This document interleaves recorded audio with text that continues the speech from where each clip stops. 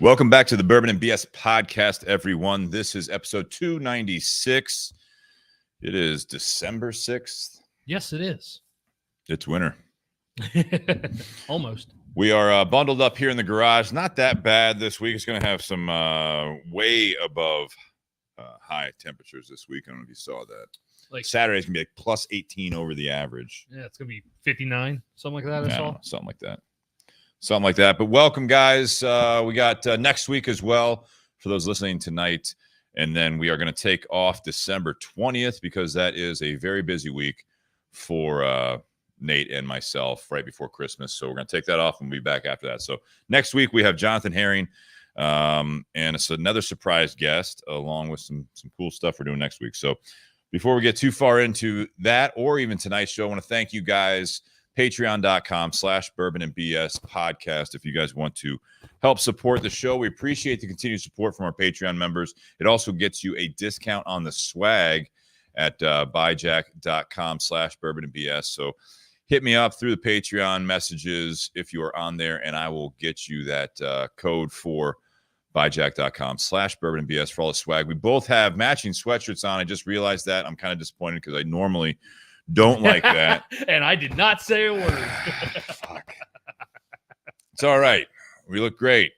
And I also have underneath on the buyjack.com, it's the official t-shirt of the podcast. It's pour one more, light up another.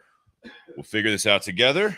And I both have, like I said, the Barrelhead logo on. It's black camo with the Barrelhead Bourbon and BS on there. So, but yeah, you get a discount on the Patreon page. And then also you can do a one-time contribution of Venmo at Bourbon and BS if you guys want to do that. You can always send us a bottle if you want us to review something along with you. Any of that stuff. We appreciate all the support, not only financially, but also we do want to thank you guys for supporting the show and sharing, liking it, commenting on it, reviewing it, and subscribing on all the formats you enjoy listening to the show, whether it be the audio podcast or obviously live on Wednesday nights after the fact on Facebook and also YouTube. But it's live every Wednesday night on YouTube and Facebook. So thank you guys for joining us. And also a big thanks to Tinderbox at Easton. They carry tonight's featured cigar. And we'll tell you a little bit more about how they do that and why they're carrying this cigar, because it's not always available everywhere. This is the Tennessee Waltz, and this is going to be from Crowned Heads. But we're going to be smoking that thanks to Tinderbox at Easton in Columbus, Ohio. Tinderbox at Easton is currently fully stocked with all the samplers, a huge selection of cigars and accessories as well for the holiday shopping season, whether you're buying for yourself or you have a wish list you want to share with loved ones, or if you're buying for loved ones, check out Tinderbox at Easton, Columbus, Ohio. Shipping now this week and next week before the holiday. So if you aren't local and you want to get some of these cigars like the Tennessee Waltz, get a hold of Tinderbox at Easton quicker than sooner than later, because once it gets close to the holidays, that is not going to happen. But locally, we'll be here every day leading up to Christmas Eve. They'll be open Christmas Eve hours and then close on Christmas. So check them out. Altadis USA, the second cigar tonight, is one of our favorites, I'd say. It's going to be H. Upmann Heritage by AJ Fernandez. This is one. I picked this one from Altadis just because you kind of got a little bit bolder Tennessee Waltz here, right? It's on the bolder side. We've got some pretty stout pours coming up. Yeah. I didn't want anything to be overpowered by it. So we've got that H. Upmann Nicaragua Heritage by AJ Fernandez tonight for part 2. Thanks to Altadis USA for the continued support. And also BS Cigar Company. All 3 sizes of the gold are available, made by Plasencia. The BS Gold and the BS Silver is made by Espinosa. We currently have the 6x54 and also the 6x60 available to you guys. So, and thanks to Miguel from Crown Heads, because I had posted a picture on the community page of screenshot I took of barrel that's releasing this Saturday, and it's from Nashville Barrel Company. And Miguel, who is the national sales manager for Crown Heads, goes, "You guys should smoke Tennessee Waltz because Crown Heads is in Nashville." So I texted that idea to Steve, and Steve's like, "Let's go." Sounds good. It's a good plan.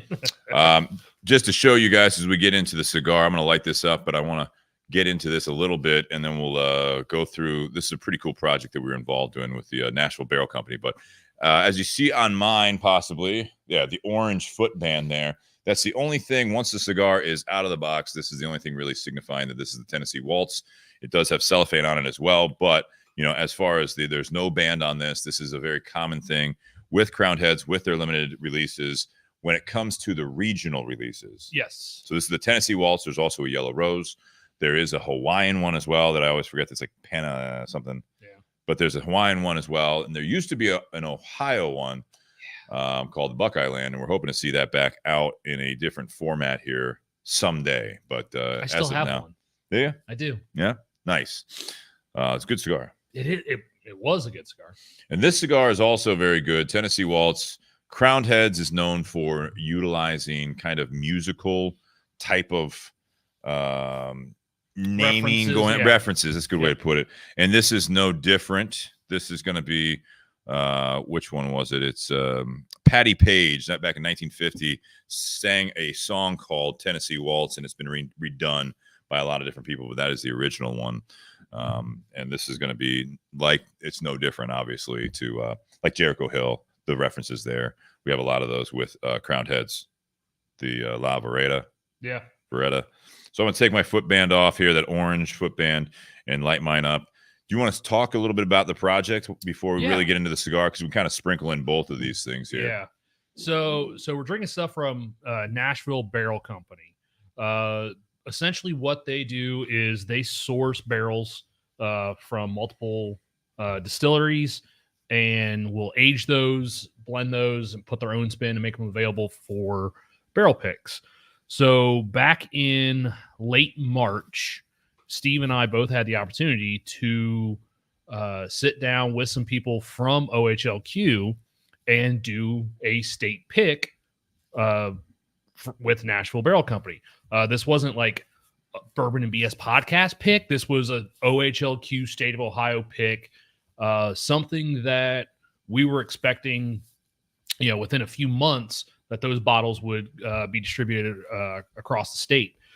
We got to sample 8 bourbons, 8 ryes that we picked from. And then they also brought in some rums and some agave spirits, just, to round out. Quite the open bar. Yeah, it was. There was a lot of bottles. And they were all these 375s.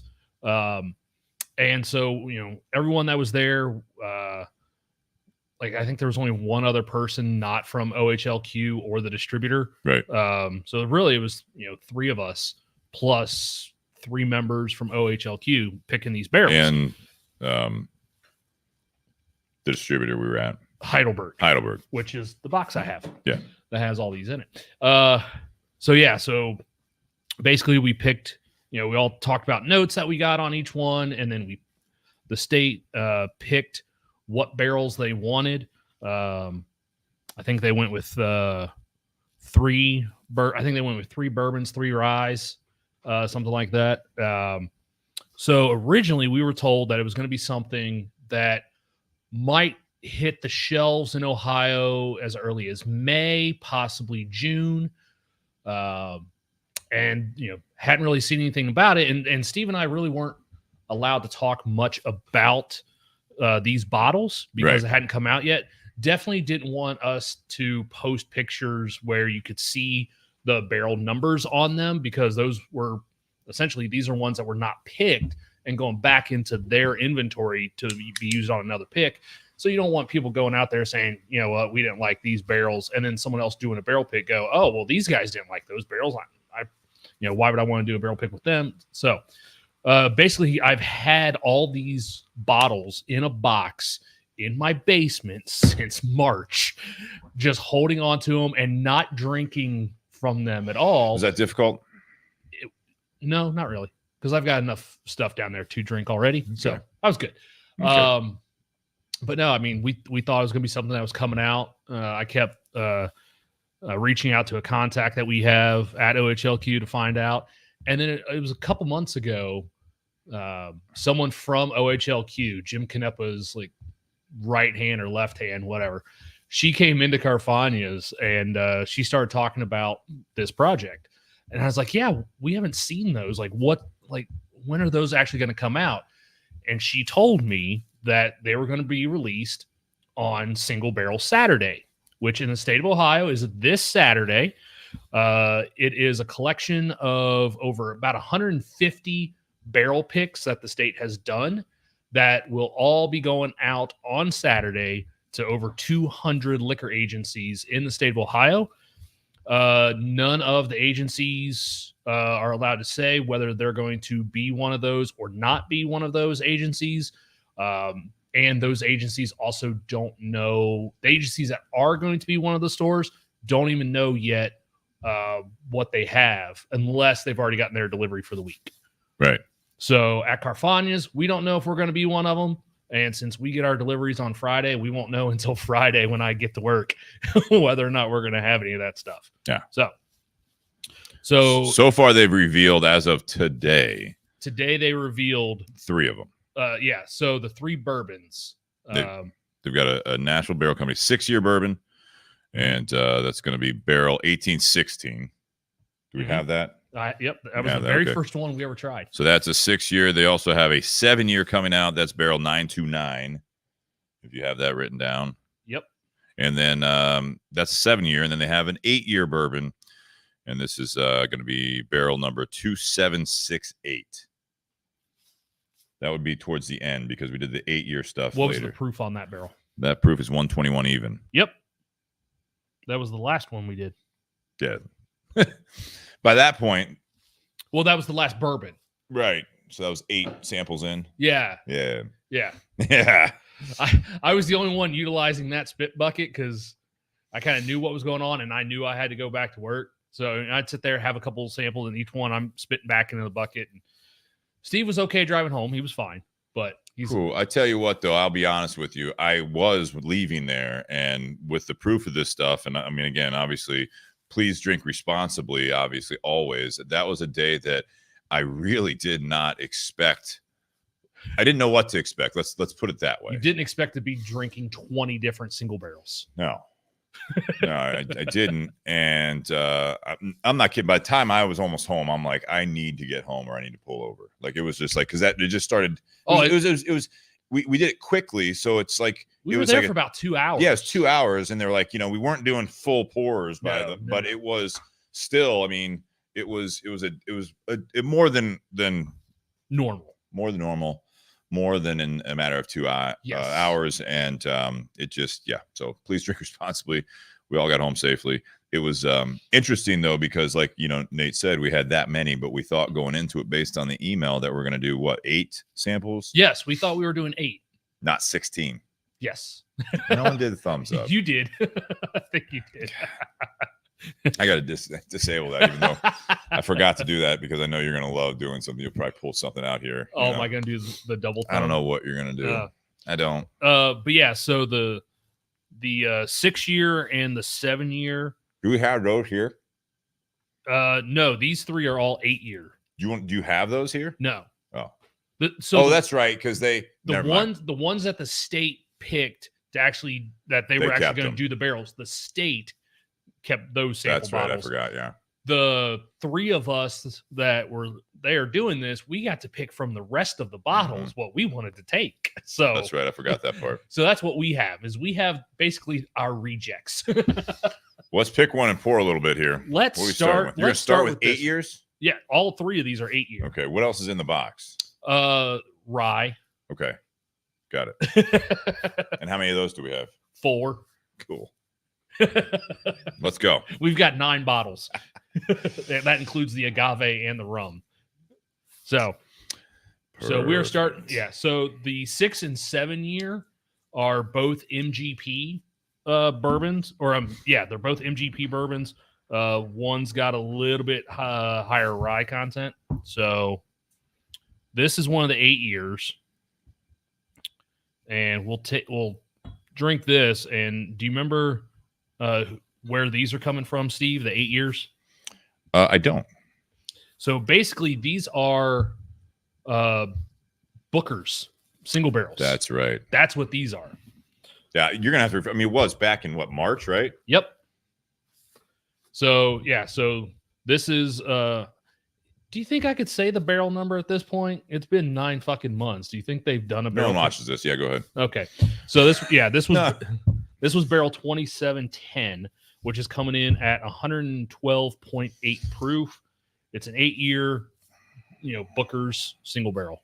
And I'll say this though, as I'm posting on Instagram that we're live now, and I encourage you guys to do the same if you're listening live, posting on all your good stuff. But just because they weren't picked doesn't mean that they were bad. That was the thing. One of the toughest parts of that, not only drinking that many different samples, which sounds funny, but it truly is difficult to do, because by the time we did it in batches of 4, and I want to say like everyone was writing down notes. Nate did it the whole time, but like even like myself, even like and everyone, like at the first 4, it's like, okay, so let's go over these. What did you guys think? By like the 3rd set of 4, we're just like, I mean, I don't know, this is pretty good. Like, you know what I mean? Like it definitely started falling off, but it doesn't start mean drinking that, some water, trying to cleanse your palate out. There was like little meats and cheeses there. I mean, it was if that was our job, it'd be pretty sweet. We have good jobs, don't get me wrong, but what I was going to say though is that it doesn't mean they were bad bottles, because that was the tough part, because we did actually. It's not that anyone like took a sip of one of these barrels like, oh god, that's fucking terrible. Well, and the other thing is, when it came to actually picking which barrels the state wanted to do, like honestly, the state they looked at Steve, myself, and the other ladies that was there, and like they actually looked at us quite a bit for input on what barrels, because the people with the state, they go and they do this all the time, so they know what they like. They do this enough. They wanted to see, what we liked and what we would pick. So it's kind of a balance between, you want to pick stuff that's really good and that'll sell easily, and at the same time, maybe something that's a little different, but not too different that people are going to drink it and be like, what the hell is this? Yeah. I never want to drink something from Nashville Barrel Company again. Like, that's not what you want. Mm-hmm. So. And that's what we all looked at it as, was like, what do you think would sell? Yes. And mind you, this is something that I thought we were all on the same page. And I think you and I kind of discussed it. And then Ann really agreed. And from the state, they agreed. You wanted to have different ones. You didn't want them all to taste the same. You wanted to have different expressions of that, so you can kind of get an idea of what's available from these different things, different distilleries, but it's just, it was cool that we were all on the same page of that. You know what I mean? It's not like we just picked like, oh, I want this one because this is my style. This one's also my style. This one's also my style. It's kind of like, let's kind of separate these a little bit. Yeah. Cheers. Now, which one is this? So this is barrel 2710. So what we wrote down back in March on the nose, just like almost just straight ethanol on the nose. I mean, granted, we were not smoking when we did this the first time. Yes, we weren't. And you still haven't lit up. I haven't. You're going full nerd.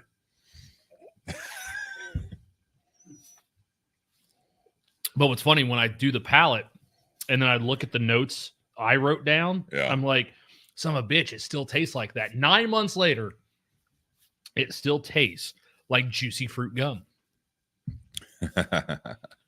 And even on the finish, like medium length finish, not short, not long, but it kind of tastes like juicy fruit gum. It has a bit of the fruitiness to it, not necessarily like maybe a hint of cherry, but it definitely has some burn and spice for the first sip of the night. I'm definitely getting that hug. Oh yeah, I don't know if you're feeling that. Well, yeah. Yeah, I know you're tougher than me, but what's the proof of this one?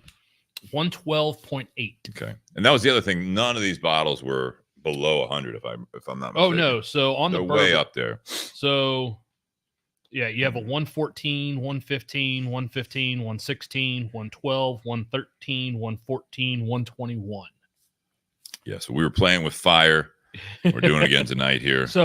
So actually, this one was the lowest proof. Of the bourbons. So a good start there. Makes me nervous about the rest of this evening. See, I'm not even drunk, and I can't even hit like on one of these comments. I think it's my old age. This does. It has a little bit of the fruitiness. I don't know about floral almost. It's not. It's got a little like kind of lingering spice, but it's definitely more of like. It's funny you say juicy fruit, because it is a kind of a fruit forward, sweeter type of a flavor profile. But when I drank this, like that was the first thing that hit me was it tasted like I just popped in a stick of juicy fruit gum, which I like juicy fruit gum. That's, I don't know. While you're drinking whiskey? No. Oh. That would be weird. Because that juicy fruit gum has been fermented. If this tastes like your juicy fruit gum, it's like, you kind of soak watermelon in vodka or something like that, or pineapple. Nate does that with whiskey and juicy fruit gum. Just like soak it in there, and then absolutely not. That would just disintegrate. So the girl I dated before Jess, we were at a family summer party, and someone had a fruit bowl that had like 5 different kinds of liquor soaked into. Oh, it. Yeah. She didn't know. Who didn't know? My girlfriend at the time. So she was just pounding fruit punch? Oh, like the fruit there was like the only thing she really wanted to eat. Oh, there was the eat. I got you. Yeah. So she was just sitting there eating fruit. And then 2 hours later, she's asleep on the couch at my uncle's house. It's better than throwing it all back up, in my opinion. Yeah. This is a nice bottle. I mean, like, again, I know you guys, and we'll get to that point because you have, I believe, still have notes on the 3 that are being released, right? Yes. The ones I mentioned. So we'll get into that a little bit because I know it's interesting to talk about, but these are barrels you can't get. So forgive us for kind of going through this expression of these different ones, just so that we can this is what it's like to kind of go through a tasting and try different stuff. Yeah. And but like I said, the notes of what, and the notes that the OHLQ, I'm curious, we'll pull those back up and see how much, because I didn't save the notes from that day. I should have, but we'll see how they compare with it. So Charlie Creekmore says, Bazooka Nate, bubble blowers. Interesting. Yeah, this is nice. And it's funny going into this. Had you had much, if any, Nashville Barrel Company products? I had not before this day. Before the day we picked these, I think I had one. I think I had 1 or 2. Yeah, and I'd heard of them before.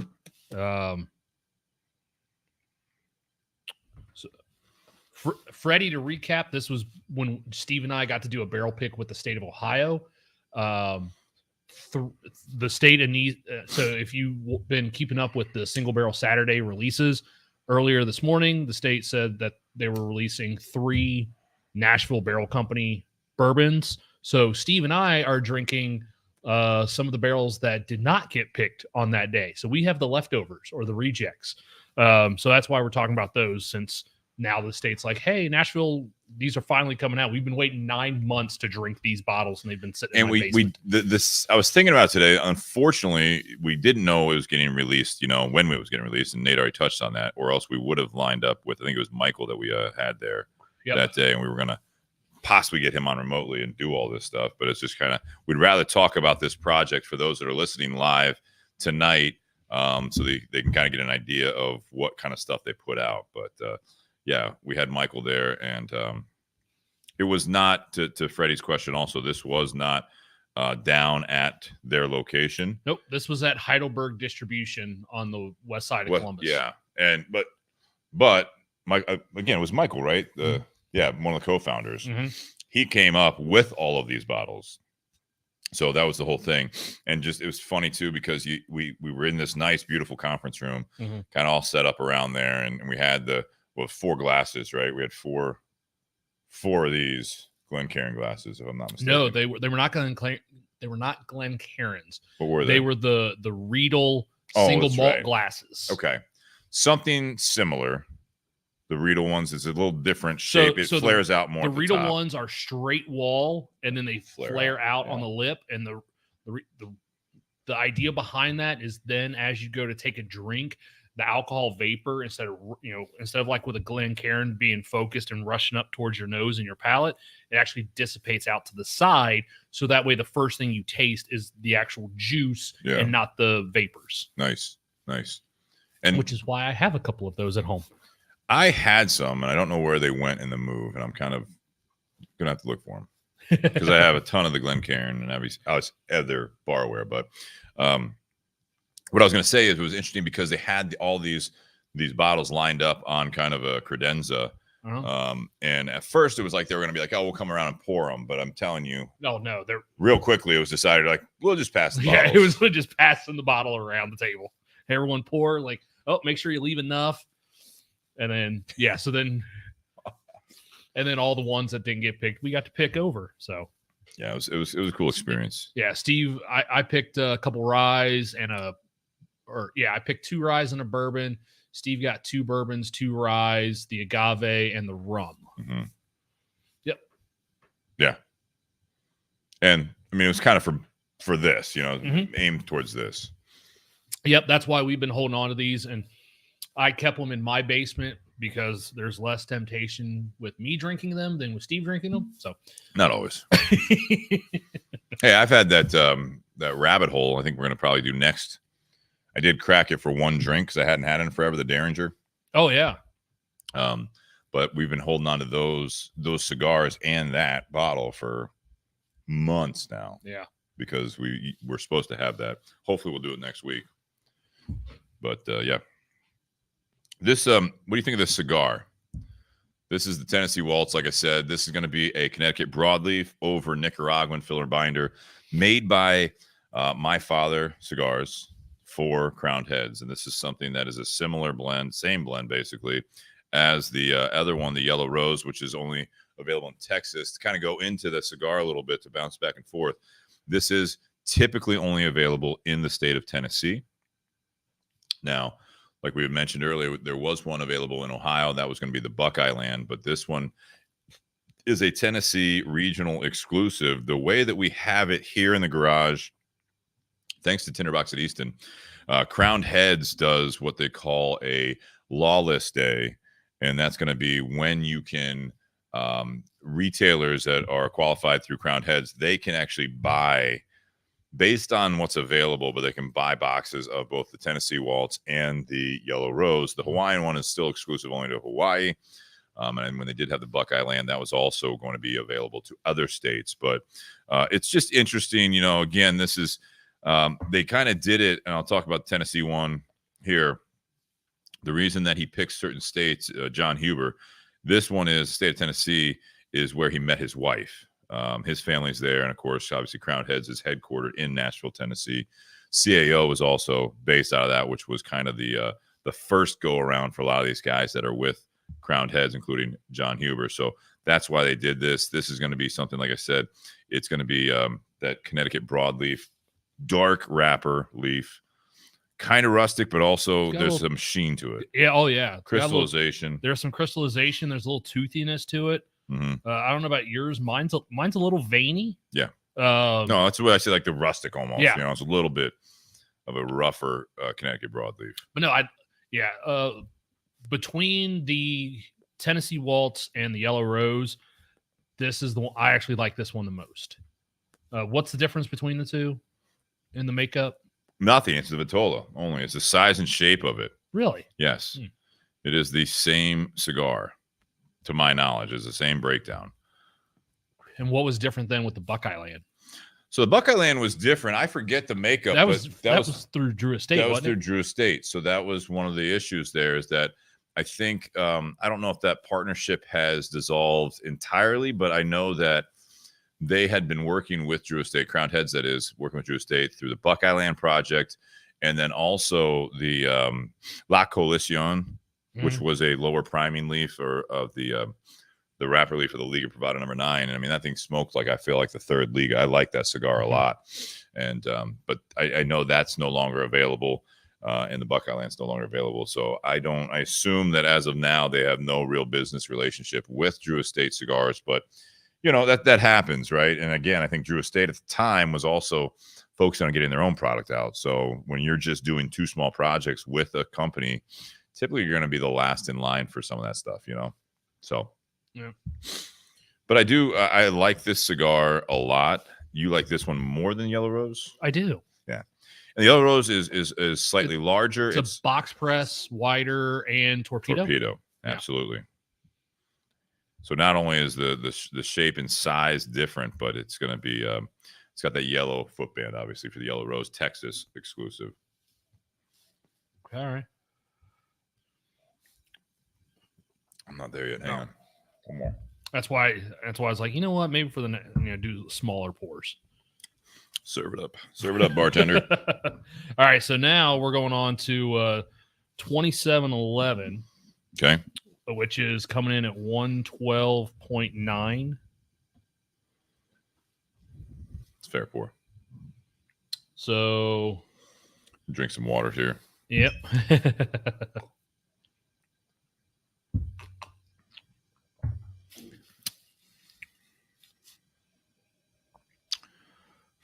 Oh yeah.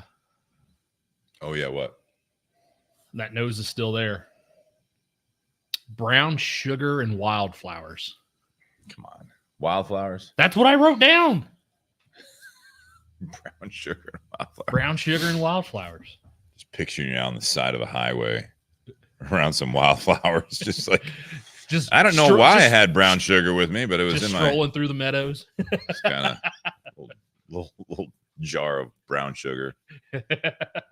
Takes me back to a special day on the highway. I don't know. Like, it's weird.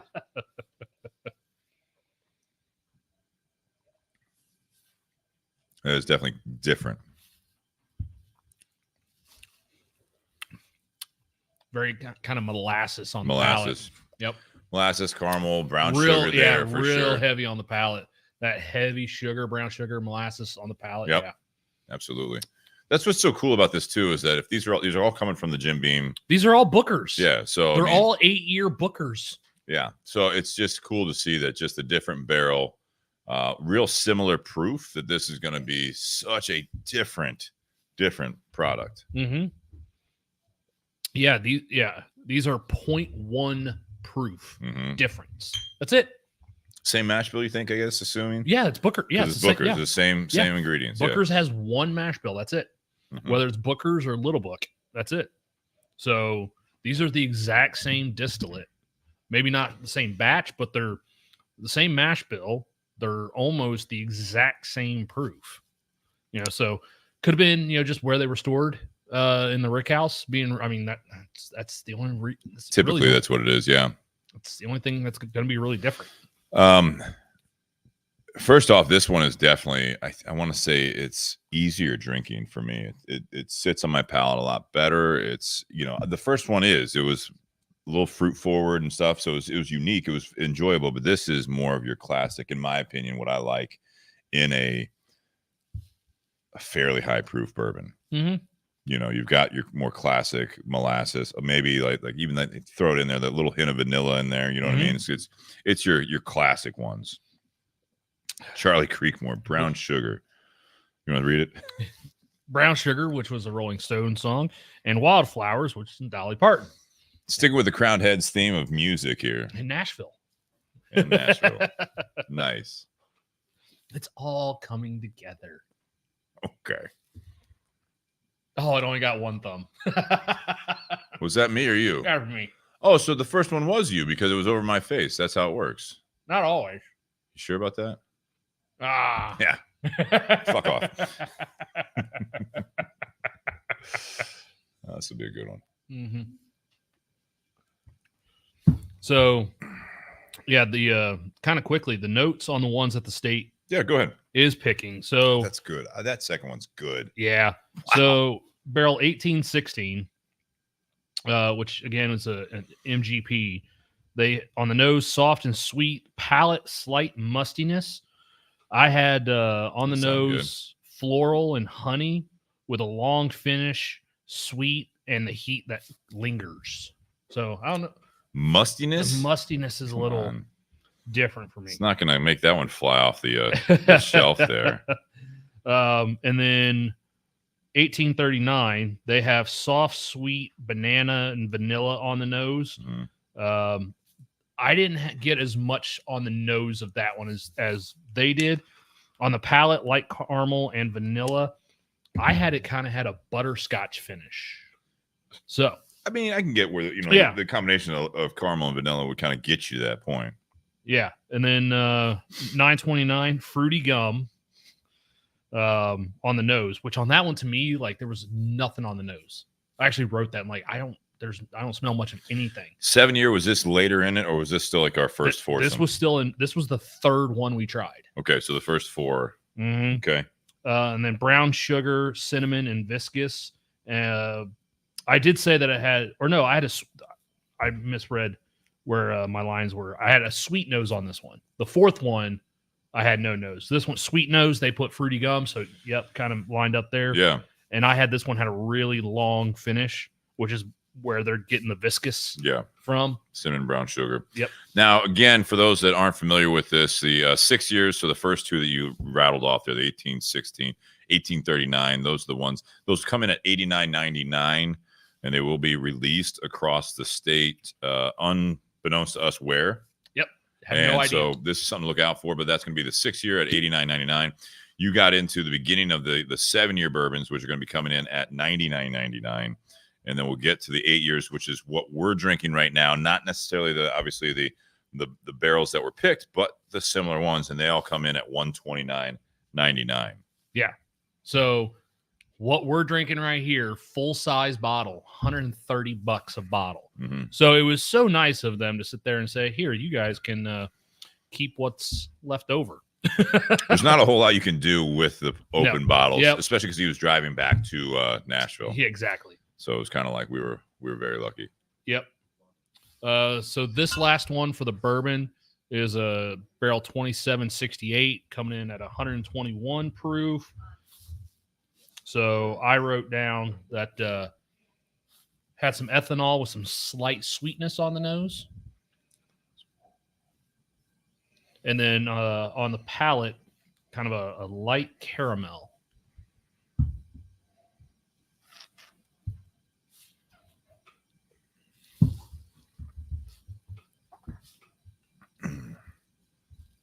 Said light caramel?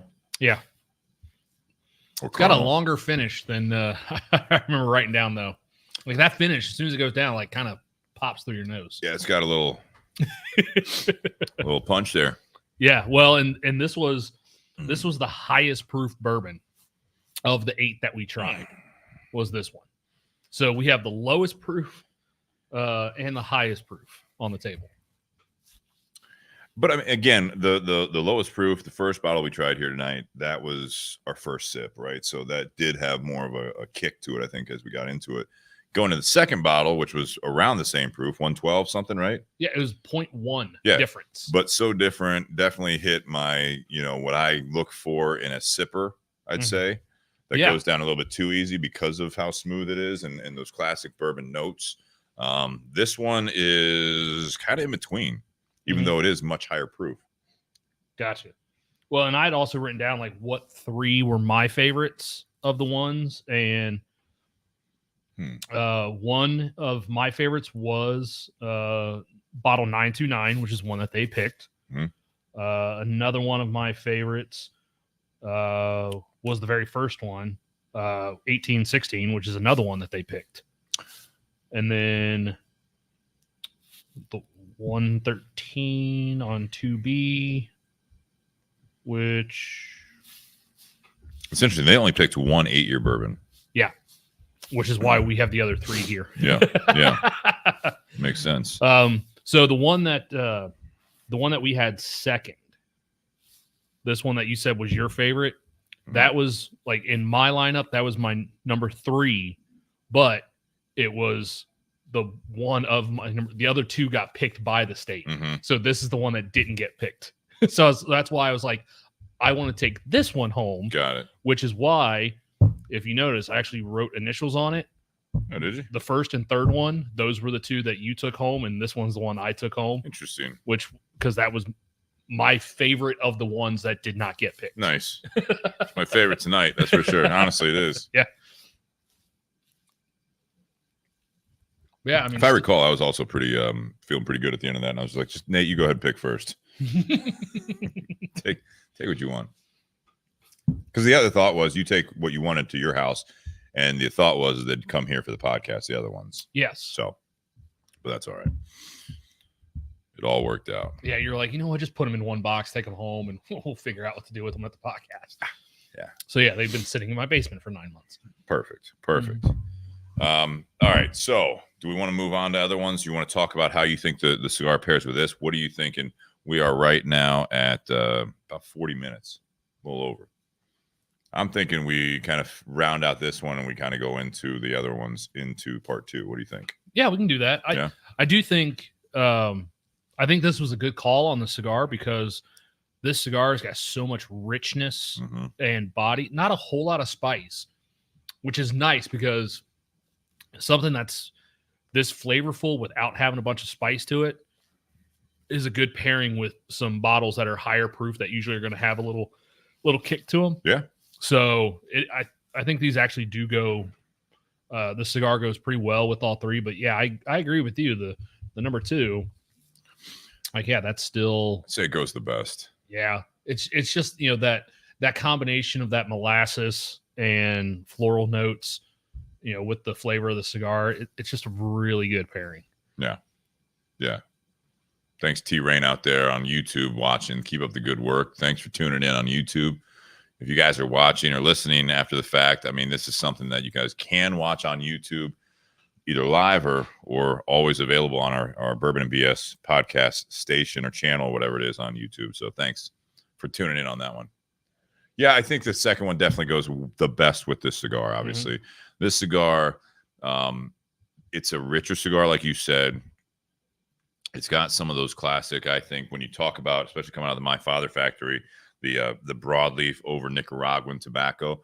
It's kind of got the espresso type flavor going on there. You've got a little bit of like a woodsy, I don't want to call it cedar, but almost like a little bit kind of the oak style. Like, I mean, it's got that kind of bolder, a little bit drier kind of. I was going to say there's a slight dry bite. Yeah. But I think that's also being brought out by some of the bottles we're drinking, because that's not always the case. Not a whole lot of sweetness on the cigar. Sometimes when you see that broadleaf, especially that My Father factory uses, I think of like the not Tatawa, Surrogate's Bone Crusher. Oh, yeah. I think of trying to think of something else from them that has that, but that Bone Crusher always has that super crystallized. The Le Bijou? No. Or the Opalencia. One of those is broadleaf. The other is Mexican San Andreas Maduro. And I always get them backwards because I like the Le Bijou more. Which I think is the broadleaf. And I think the Opalencia is Mexican San Andreas. And I think that's why Brian, the owner of the Tinderbox, likes the Opalencia better. I don't care for it. Because he's not a big fan of broadleaf. Yeah. But he likes Opalencia more than the Le Bijou. Yeah. Yeah. So, but I mean, it does. It has some of those classic flavors that I really enjoy from the My Father factory, and I can see why John Huber and the boys at Crown Heads picked this blend for a couple of their regional specials. But it's just a good smoke, really good smoke. And to your point, I'm torn between which I like more, but I do think this Vitola does really deliver the flavor, because again, this is real similar size to that Surrogate's Bone Crusher through L'Atelier, and I love that cigar. Absolutely love that cigar. It is good smoke. Well, I mean, you gonna have any more of any of these? You want to move on? We can move on to the Rise. Should bring those out, and then we can kind of go into this. Sean, you're smoking the Tennessee Waltz as well, correct? You want to chime in? What did you sample tonight, and what are you thinking? You've got a mic down there at your feet. This one? Yeah. Okay. It had the whiskey has a very unique taste right off the bat, and I can't figure out what it is, but it was very, very good. A little bit of burn, but not too bad. The cigar, I think what Nate said, they pair well together. Oddly enough, like I was kind of doing like hit cigar, then drinking, and then drinking, and hitting cigar, and I kind of let it sit for a little bit. And after a few minutes, I was getting like, oddly enough, some like peanut butter flavors on my tongue. Wouldn't know. It was weird, but is that why I'm swelling up here? Huh? Kristen's just, yeah, I'm like, why daggers. are your lips twice the size they were? Injection. You breathe okay? No, I think they were both very good. I do, like I said, it's nice to have a good pairing with both. And the cigar itself, I love the the flavor. The retro hail is really good. It's got, like Nate said, very little spice, but the richness and flavor. And I got some like floral tastings on the retro. Yes, retro hail. And yeah, I enjoyed it. I enjoy both of these. What's the retail for this? Retail, you're coming in 12, 13, somewhere around there. I'll definitely get one of these again. Yeah, that's another nice thing about the Crowned Heads regional releases is that they don't really go too high end. In fact, excuse me, the more recent one we did on the podcast, the La Veretta, that's going to be their, I think, highest priced cigar right now, and that is going to be retailing close to $20, depending on the size of that one. So normally you're going to be coming in with Crowned Heads. We've done a lot of them on the show. We've had Jake Sanders on. We've had obviously Miguel, who suggested this one tonight, had him on the show. But you have the Juarez from them, and that's going to be probably their lowest price, I believe, more of their budget stick, coming in that $7-8 range. Right. Most of their stuff is going to be coming in that $10 to $13 range for most of their portfolio. And of course, like I said, to reiterate that La Veretta came out as their kind of higher priced, whatever you want to call it, super premium, whatever coined term you want to put on that. But Nate, what did you think of the cigar? We do the rating. This is a tough one to do our normal rating time with the whiskey, the cigar, and the pairing. We're going to keep talking about the whiskeys a little bit into part 2 as well. So, overall, I would say the first and third bottle that we did, 8, middle bottle, 9. Yeah. All three of them were really good. And like I said, there were eight barrels for us to pick from, so there were no duds in the lineup. Really, there were not. Yeah. It was just one of those where you're trying to pick the best of the best, but also ones that are different enough from one another, which is why I think our favorite one kind of got left out of the mix, is because it was really good, but it wasn't different enough compared to some of the other ones that were picked. Yeah. So, but it was our favorite. Cigar, the cigar is a 9 for me. Yeah. It's always a solid smoke. I even brought one from my humidor in case I wanted to smoke 2. Nice. I actually brought 4 different Crown Heads with me, so I was like, I can just make it a Crown Heads night. But yeah, always like this cigar. Plus the Altadis H. Upman, of course. Yeah, well, the that one, I think that's a good cigar that would go with any of these as well. I agree. Just because that flavor profile, I really like them as well. And then, pairing, I think this cigar with all 3 of these bottles is a solid pairing. 8.5 with our favorite, the middle bottle. Pairing's a 9 on that one. Yeah, I'm with you on those. All those, all those ratings, I'm kind of with you. You could I could maybe kind of alter it a little bit, but I think in general it is. The first and third sample bottles we had tonight are good. The middle one is a favorite just because, again, as I've said already on part 1 here, is that this is something that I really enjoy those flavors when I look at a bourbon, especially a higher proof bourbon. Is that something that is such a smooth delivery of those classic flavors. Rich molasses and brown sugar note to it. Yeah. The thing that set that one apart to me when we were actually tasting was that wildflower I got on the nose. Interesting. That's what made me absolutely love that bottle. Interesting. Yeah. No, I really like it. And again, I agree with you on the cigar. Sean as well. I agree with you on the cigar. I think the cigar is very enjoyable. It's one of those two that coming out of my father factory, they have an ability to do on some of these, especially the broadleaf wrap cigars. I feel like they kind of give you more of as big as they are on some of theirs, because they box press a lot of them. This is a round shape. I don't know if you guys believe this or not, but I would consider this kind of like it smokes more like a boutique smaller operation cigar in a good way. It's one of those that you think is coming out of maybe like a Miami factory or a smaller factory with just like the elite rollers, because it just has this, I don't know, you guys can think that this sounds stupid, but it's kind of like got that boutique or the small batch type feel to it. You know what I mean? Yeah.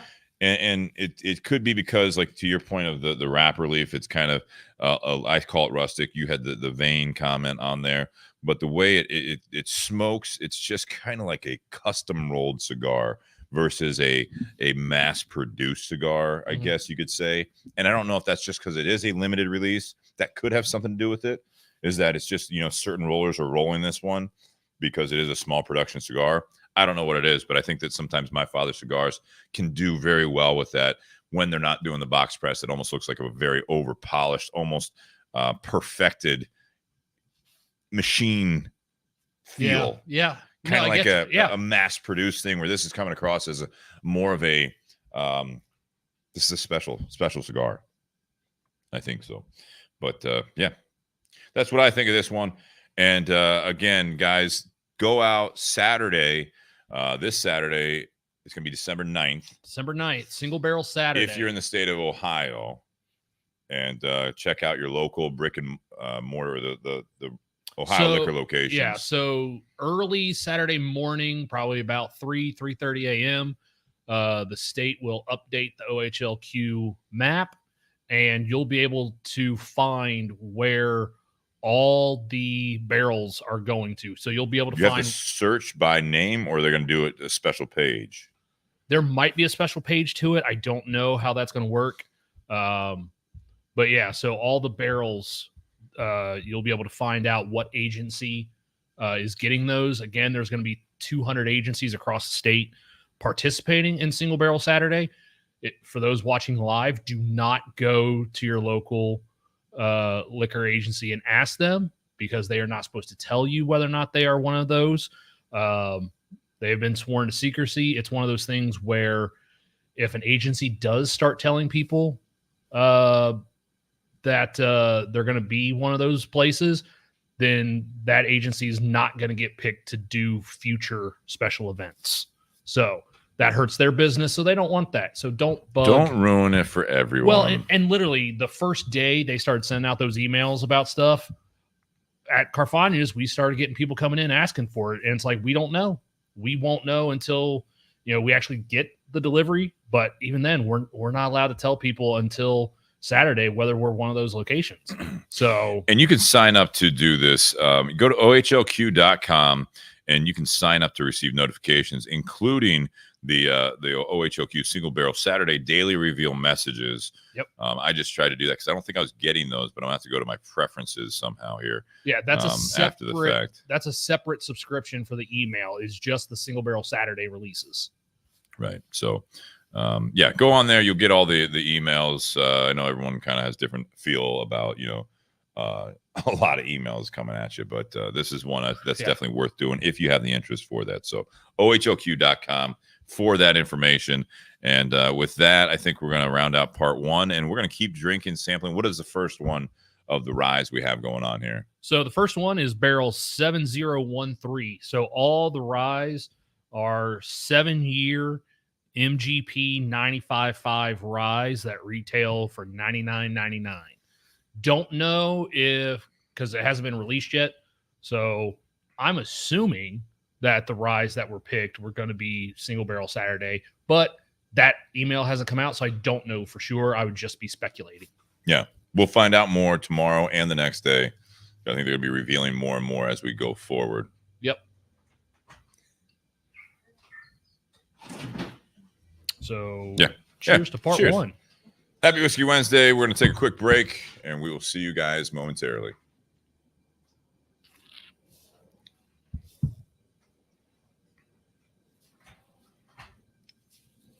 Yeah, going to the rye is definitely different. Yeah, and all the ryes were lower proof.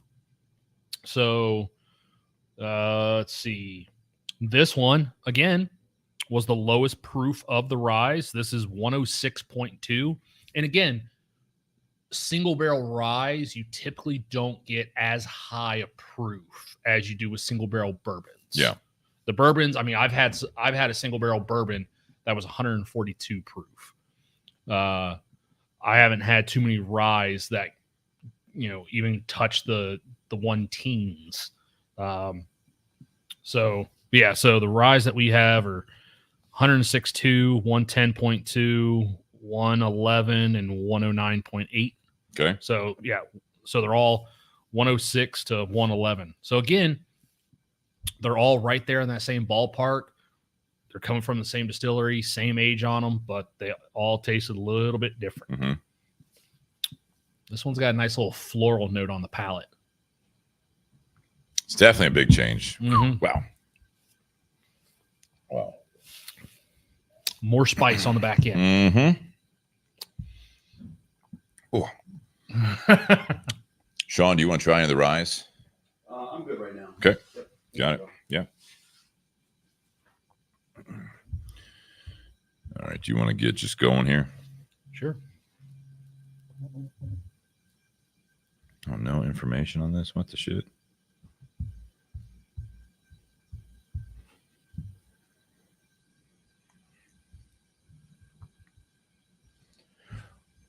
Welcome back to the Bourbon and BS podcast, everyone. This is episode 296, part 2. This is Beyond the BS, and it's Nate and I here in the garage. We are sipping on some very cool kind of a project that we were a part of. This is Nashville Barrel Company, and these are the not picked OHLQ barrel picks for single barrel Saturday. Coming up this Saturday, go to OHLQ.com. That's for the Ohio Liquor Department, and it'll give you all the information about Single Barrel Saturday, along with obviously a ton more information as well. They released today the daily reveal for this Saturday. They released it's going to be, they've got 5 exposed right now, 2 of the 6-year, 2 of the 7-year, 1 of the 8-year right now of the bourbons. We were sipping on in part 1 3 different expressions, 3 different single barrels of the 8-year bourbons. Nate saved these from the day in March that we went and we did these tastings.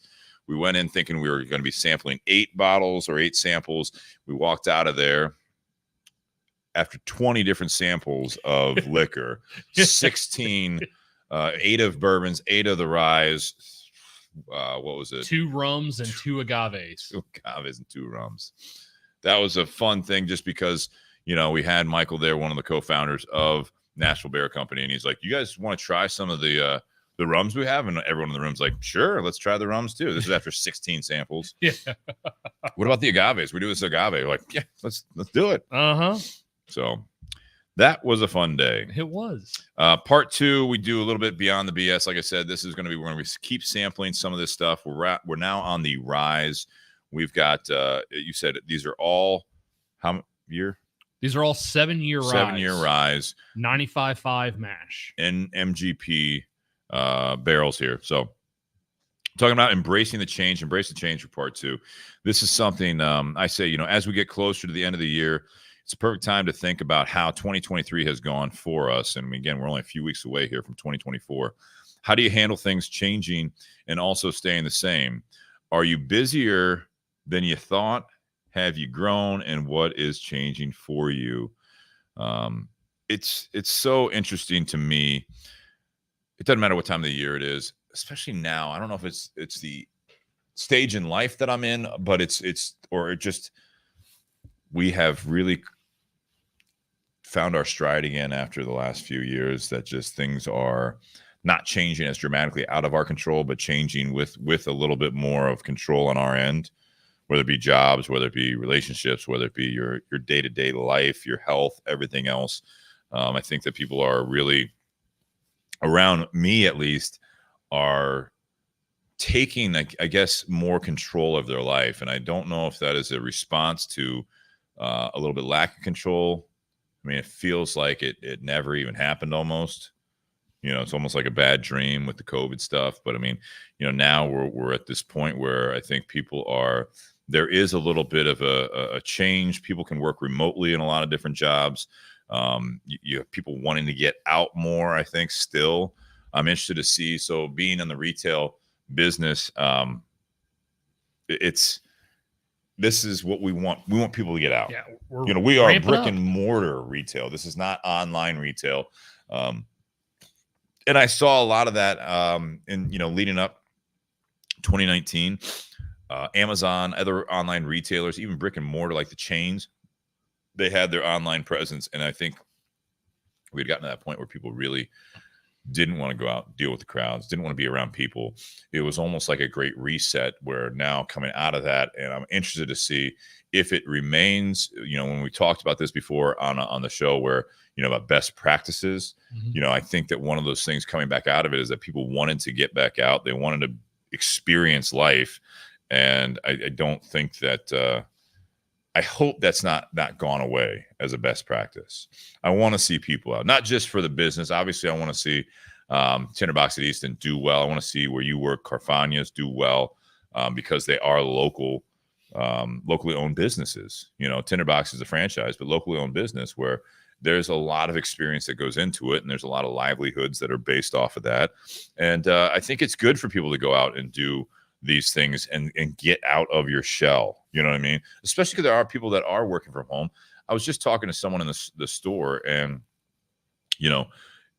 they own a business, and it's him and his partner. The partner's from out of town, but they come in to smoke cigars. And I asked them how business was, and they even kind of brought it up. It's like, well, it's good. We have a lot of they have not a huge company, but they have employees, and they haven't had an office for 2 years now. They basically, once their lease ended, they didn't renew it. And, he was just offering this information to me where, he didn't really like it a whole lot. At first it was, he wanted to work from home but he kind of missed, and I want to say he's probably mid 50s. And he's just like, I kind of miss getting out and going into the office. He thought it was I had great. Some of that too. And a lot of his employees are younger and they really like it. And I think it works for people. I mean, shoot, Kristen, my girlfriend, she just started a new job, and it's based out of Denver. And part of that is that she wasn't going to move out there. And what she does, she travels out there right now about once a month for a few days. But beyond that, she does everything from here in Columbus, Ohio. And I think there are benefits to that. But, for him, talking to this customer of mine, he's just like, I just really kind of miss going in and seeing people. And then he also brought up the fact that, he's like, he didn't really say it put strain on his marriage, but he's like, it's changed the dynamic of home life, which is interesting. So, there's a lot of that. I know you went through that, Nate. Sean in our audience has gone through a lot of different changes, with jobs and everything else in the last several years. And, for me, it's something that, in the next couple weeks, my girlfriend's going to be moving in with me into the house. We're going to move in together. I like to phrase it like that, as opposed to moving in with me. We're going to be moving in together, and really excited about it, honestly. Not only because she might be listening, or she will listen, but I'm actually really excited about it. It's something that there is obviously a big day-to-day change for that, but it's just something that obviously it wouldn't be happening if I wasn't excited, I guess, is the thing. But I'm really embracing it. As you guys have seen that have been over here, some slight remodels going on with her coming in, but it's exciting. I am embracing the change of that.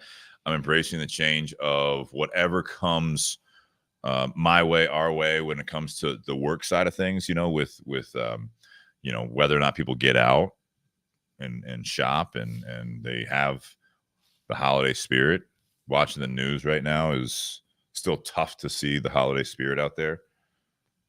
But I don't know. What do you think, Nate? I could ramble on about this for a while. So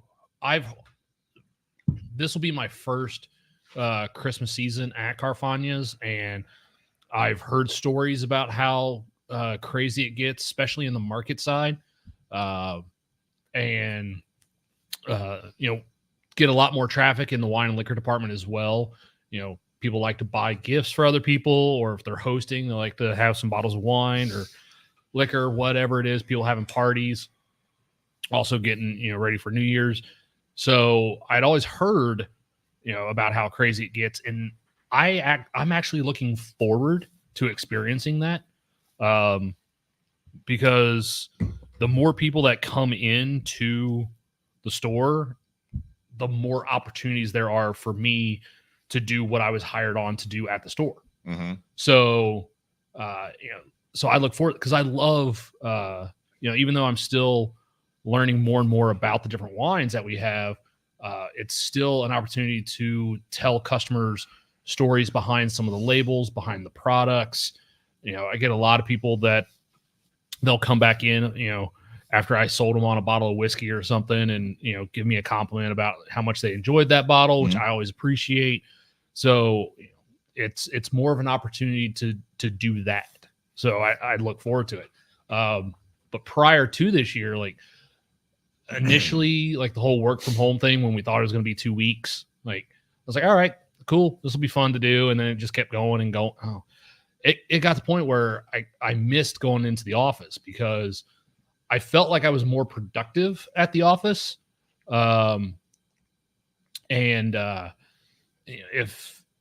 I had a question for one of my reps, I could just walk over to that rep and ask them that question instead of, sitting there trying to get their attention on Teams or whatever it was we were using. Like it was easy. You could actually pick up on people's inflection and tone and communication. I felt body language. Yeah.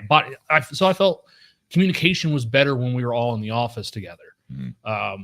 And then the brief period where they were doing partial work from home, partial in the office, like 1 day a week or 1 day every 2 weeks. Like you then go in the office and it's scarce. There's not a whole lot of people. There's no rhythm there either. I don't think. Yeah, there's nothing. Like, yeah. It's not going to go well. Yeah. There wasn't a whole lot of people in the office. It was basically arranged by teams, like this group's going to be in on Monday. This group will be Tuesday and so on and so forth. So you weren't seeing everybody. You were only seeing the same people, the same handful of people every time you went in. So there was a lot of people that you didn't get to see, didn't get to talk to. And it felt almost like a ghost town because it wasn't a full office. Right. Because our division of the company, we had our own office about a block or two away from the headquarters. And then, kind of like what you were talking about with the example of the one guy, they didn't renew the lease for that office. They just moved us all into the corporate headquarters up on the 20th floor. Nice view. But no, it still felt empty. Yeah. And so even going to the office then didn't have the same feel as when it used to go to the office. So I did kind of miss that, but then when they started doing the partial in office, I didn't see any benefit to that. When we were all in the office, there was the benefit of that communication. Going into the office 1 day a week, like there wasn't a whole lot of benefit to that because it just, you had to drive to work, you had to deal with all that stuff, but there was no benefit to it because half my team was in Columbus, the other half was in Chicago, but then showing up, only half the Columbus team was actually in the office on our day. So like I didn't even see all the team members still. There's a lot of people from that team that I never met. No, I think you can do it again. I mean, with the thought of embracing the change, it's funny. I mean, like if we had this topic, when that first happened, like you said, the 2-3 weeks that was supposed to happen, it was kind of like, hey, let's do this. This will be fun, a little different. Then the world just went sideways, obviously all around in many different ways. It's interesting to see some of these comments, with Tim Dodge there, agreed with the home life comment. His wife has been working from home for the better part of the last 2 years. And he has to remind her on the weekends sometimes that we're getting out of the house, which I think is good. I mean, again, you guys have been married, I know, for a long time. Tim's been on the show before, big time supporter. Appreciate that. But yeah, I mean, that is something where part of embracing that kind of a change with your work life, a new job, whatever it might be. I mean, sometimes you do have to have that kind of reminder to take a step back because the change has been too immersive in a way that it might be detrimental to other aspects of your life, I think. Because again, if you're embracing it, you go all in, right? You're that type of person that goes all into something. Mm-hmm. Well, there were some things that were good that are now being affected by that because you're all in doing this stuff. Let's see what Ray has to say here. He commented on this. Yeah, his wife goes in 2 days, or works from home 2 days, is in the office for 3. Yeah. She enjoys it, but she's not jumping at the bit to go in the office 5 days a week. I think depending on what you do, where you're located compared to your office. I mean, if you don't have to necessarily move, that's not a bad mix there. Yeah. You know, if you can work remotely for, almost like half the week and go in half the week, that's a nice mix if everyone's on the same page. I wouldn't like it if it was more your dynamic you were talking about with your previous employer, where it's like some people are there and some people aren't there. So I go in some days and the person I need to talk to isn't in that day because you can choose which days. I go on a Wednesday and all of a sudden it's like the people I want to like actually communicate with in person or have the sit downs with, they're not there. Maybe it takes some planning, but I mean, I don't know how that all works. I know Jess, she likes, I think she goes into the office maybe once a month, and that's just to check testing kits for her department in the cancer research lab. Yeah. But she loves working from home. So she set up her own office down in the basement. We have this little nook that's behind the staircase. You put her like under the staircase? That's where not under the staircase, Jesus. Behind it. There's a nook there. And I had a cleaning table down there, and now she uses that as her office space. And nobody puts baby in the corner, man. She put herself there. Okay. But she loves it because it's so much quieter working from home for her. She feels more productive. There's not as many distractions. If the TV is at such an angle to where she couldn't actually watch the TV, but she'll have it on so that way she can just hear it and it's a background noise. It's like white noise a little bit, yeah. Yeah, and she's usually watching like Dr. Pol or HGTV or something like that. So I don't know what Dr. Pol is. Veterinary medicine show. That's on TV? Yes. What channel is that on? Animal Planet. That makes sense. It checks out. She watches that and like Dr. Oakley, Yukon Vet, and all that's also on the Animal Planet. Yes. So she watched. Yeah. I haven't watched much Animal Planet recently, I guess, or ever. But it's good. Oh, Nat Geo Wild. Sorry, Nat Geo. You don't even know your wife. Jeez. I don't know the TV channel. I'm just kidding. Yeah, Tim Dodge says that we have he has people coming into their local cigar shop that bring in their laptop and do some work from the cigar shop. Obviously, we do too at Tinderbox. I mean, there's people that actually have business meetings there, and that's been happening more and more recently. That they come in this time of the year, especially. They come in with either a potential client, or they come in with their laptop and they're always on their AirPods or whatever, and they're doing different phone calls. Obviously, with that. Yeah, and Ray says, just to kind of summarize with his wife doing the hybrid thing. I mean, they are well organized, which is important, communicating with that. Not to really like get into like Kristen's stuff, but I mean, it was when she went out the first time to Denver to the home office. It was like she went out there because there's supposed to be a lot of meet and greets and stuff like that, and several of them kind of fell apart, and so she was out there working, which was great to meet people, but it was just like it has to be. That was new, right? So I think it'll get better. But that's the other thing too, going on in my life with this and embracing the change is with her moving in and working from home. That's gonna be working from this home, which is different than working from her apartment that she was living in the last year or so, year to 2 years. And so it'll be interesting to see how that dynamic works for us. Obviously, I think will be great, but I'm looking forward to it. Mondays, my days off, where I'm home usually just with Tony, and she'll be in the back bedroom working. I think that'll be a dynamic change for the house, for her, me being around while she's working, and also her working while I'm on my day off. So that'll be interesting. I think it'll be good. You can always do what I do and get up, make breakfast for her. Oh man. I feel like you don't feel like you're helping. I think you're just doing that. All right, Nate. Okay. Apparently I have a new Monday ritual. Thank you. Well, I do it. Never mind. We're not comparing. You what? No. Yeah. What are we drinking here? So this is barrel 7015. So the first one, 7013, that was green. Kristen says, "Oh, breakfast, perfect." I make sausage and eggs every morning. I don't know if she'd want that every morning. Well, You make it every morning? yes. Wow. Yep. All right. Now, sometimes, like days like today, breakfast might not be until, noon or 1 o'clock. I texted you this morning, and I even said to Brian, I was like, I'm pretty sure Wednesday is his day off, and I think he crashes.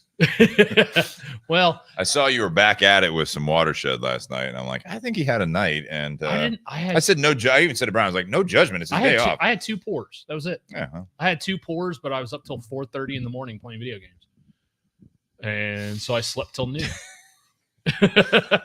That boy. I figured you were sleeping. I'm like, man, he must be busy. And I started thinking, I'm like, wait, it's Wednesday. No, he's not. Of course, Ray says he gets up every morning to make coffee, tea, or breakfast for Jane. Just saying. All right, guys, I get it. I get what you're saying. That's I did the double thumbs up. no, this is great. This is really good. I think we're all learning something here, and I appreciate that. Ray's also retired, but it's good. No, I mean, apparently I'm going to be making breakfast at least on Mondays. This is a new tradition. I'm going to embrace the change. There you go. Yeah. There you go. Yeah. Monday night, I'm the one that does the grilling and stuff on Monday night dinners. So, I mean, at least we're doing that. And she likes to cook a couple times a week, because again, we're on the go a lot of the time. Mix it up though. What do you, I mean, the last few years when you've been by yourself, like what do you normally do for dinner? Like, do you normally cook dinner? No. No, I don't. It usually would pick up something. Okay. It depends on the day, what I'm doing. But I'd usually pick up something. I was grilling even when I was single, on my day off, especially I used to do like a Monday type thing where, because I had the time, and I'd have some in the freezer, or that'd be part of my running around, is that before, go to the gym, do whatever errands. If I had appointments on Monday, which is nice having Mondays off. Again, that was at one point I wanted the traditional Saturday, Sunday. I do miss some, the fact that I work open and close on Saturday. I miss a lot of things if I can't get it off. Not always like major things, but just like little stuff, people getting together or whatever. But Mondays were typically something where it would be get up, kind of hang around with Tony the dog, and get to the gym, whatever appointments, if I had like a appointment of some sort, or if I had some errands to do that, and then usually swing by the grocery store and pick up a steak and some veggies, and then just kind of do that for myself, But most of the other days of the week, I mean, my schedule normally it's not conducive to cooking at home. Yeah.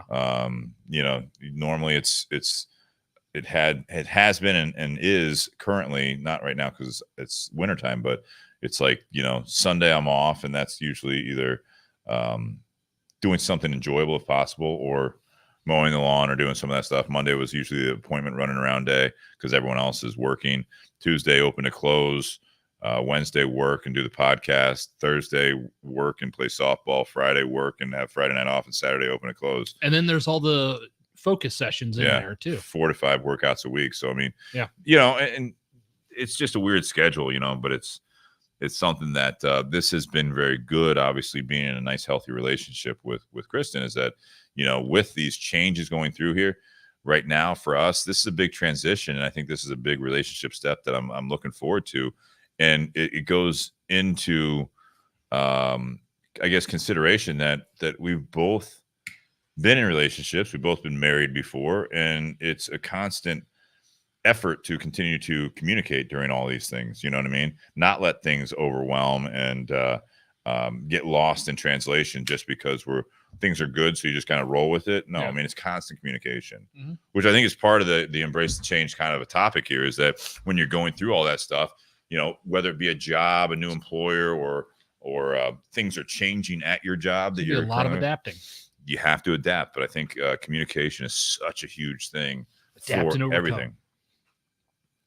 Yeah.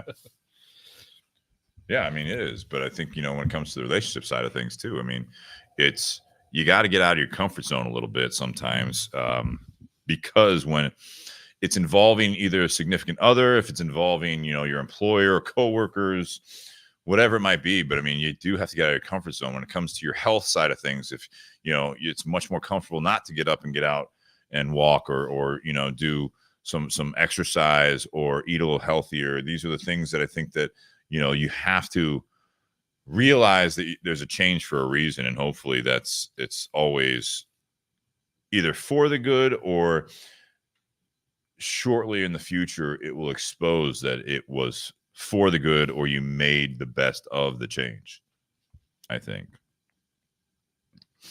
Let's see, Tim Dodge is giving breakfast advice here. Thank you, Tim. Apparently that's the biggest takeaway from part 2 tonight is the breakfast conversation. Thank you. Yes, thank you, Tim, for the notes here. This is great. Speaking of notes, the first rye was one I picked. This rye was actually one that you picked. As far as I know, this is not one of the ryes that was picked. Well, it wouldn't be if we had the bottle, right? Yeah. Well, yeah, this was not one of the ryes that was picked, but this one, I think, of the 8 ryes that we had, I didn't do the thumbs up. You did. But I don't think so. I think this was my favorite. I think this was my favorite of the ryes. Especially and mainly because of the nose on this one. Mm-hmm. Because the nose on this one had this nice snickerdoodle flavor to it on the nose. Give me a little bit of that one. Uh-huh. Yeah, I knew that was coming. No, I liked that one. The first one, that was a huge curveball coming from where we were at. Yeah. This one here. The first one, my notes, floral on the palate, which makes sense with it being a rye. And then it had some of that gum on the nose and a little bit of ethanol. This one had a snickerdoodle on the nose and a nice balance of sweet and spice. On the palate. On the palate. Yeah. Absolutely. Yeah, that's more of my type of rye. But it's that I say balance of sweet and spice because there are some ryes out there, not barrel finished ryes, that sometimes they'll either have what you say, that Christmas morning in a glass, or kind of that pancake syrup sweetness to it. With a little spice, though. Yeah, like that's what I think of when I like the Willet 4-year rye. Yeah. I get a little bit more sweetness on that. Yeah. So recently at Carfagno's, when we had some of the Willet 4-year ryes, I would actually compare it to the Angel's Envy rye, but that's finished in a Caribbean rum barrel. So you do get a little bit more sweetness on that one. So for that Willet rye to have that same type of sweetness on it without a barrel finish, it's pretty nice. It is. And it's almost $30 cheaper than the Angel's Envy rye. Sean, did you pick up a bottle of that, the Willet that you're talking about? No, I never did. You didn't do that? No. It was the rye, though, right? Yeah. Okay. It's a great bottle. Yeah. I did not pick up. It hit. I did not pick up one from this recent release of the Willet rye because I still have 2 of them at home and they're both open. I've got something. I think. Yeah, I did a side by side with those 2 because they were 2 different batches. Yeah. Well, they always are, right? Yep. They're slightly. They have the proof on there. Yeah. We got a lot of comments coming in. Thank you, guys. Thank you. You can blame me. No, so I do like this, and again, this is embrace the change. Talking about my relationship here, Ray says having the right person in your life is simply the most important thing you can achieve in life. And knowing Ray, I know that he's learned that over the years. This is not always an easy thing to do, and he says he's very happy for both myself and Kristen, which is nice for him to include me in that. I feel like he's more happy for Kristen, not because of me, but just bigger fan of Kristen. Most people are a bigger fan of Kristen on this show than they are me.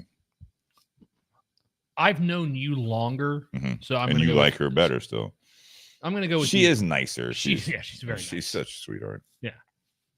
I like how you didn't like really argue that. But she is really nice. She is nice. I've just known you longer. You and I hang out. True. Like just two of us. Mm-hmm. Kristen and I don't hang out. She's got her friends that she hangs out with. You're my friend that I hang out It's with. fair. It's fair. It's my one right here. Stop it. Jonathan Herring. Hey, folks. Jonathan's going to be on next week. Looking forward to that next Wednesday. And Jonathan says she's better looking for sure. Now it's getting personal. But you're right. Tim's getting in there. She's definitely easier on the eyes. I feel like you're complimenting her, but at the same time, I'm not going to argue any of those points. I mean, it's clearly those are validated comments. All right, guys, work on a compliment that doesn't put Steve down. I don't care. I don't care. It's a compliment, them complimenting her that she wants to be with me. So there you go. Either way. There you go. Yeah. By association, I'm getting complimented. Jesus. No, I think it's an interesting time we're in. Everything that's changing around us, watching the fucking news and everything like that, it's much the same. Jonathan says she's smarter too. Is that better? I mean, again, I'm not going to argue that point. It's not much better. I guess it's better because you're complimenting her, not only being nice and pretty, but now you're saying she's smart, which is cool. I feel like I have competition right now. All these guys complimenting my girlfriend. Hey, that just means you're dating up. That's true. That's true. The only compliment that you need is that she chose you. Thank you, Ray. It's good to see you part of the program tonight. It's really nice for the support of the show and the support for Kristen, which is great. Apparently that's very easy to get here. Rightfully so, though. Oh, man. I hope she's not listening right now. No, I think, with everything going on, here socially, people talk about this, and I think it's embracing the change. I'm not going to say I embrace a lot of this stuff, but we're about to get into a real interesting time, as far as in the U.S. with the year from now, we're going to be voting again, less than a year now. And that is really taking a hold right now in the news. There's a lot of shootings going on in our area and all across. You guys saw today the UNLV shooting going on. It's funny. I got a alert on the Citizen app before I got any of the national news apps. It's amazing where you get your news from, but it's I don't know. It's not necessarily anything new or changing. It's the fact that it's just becoming more prevalent and everywhere. And it's like anytime you leave the house, I mean, you just can't. I mean, we're watching the news with this tonight with another stolen car with kids in it. They say underage, they're minors, but they don't even have a license. They're 15. Mm-hmm. And that shit's happening everywhere. And it's just, it's funny.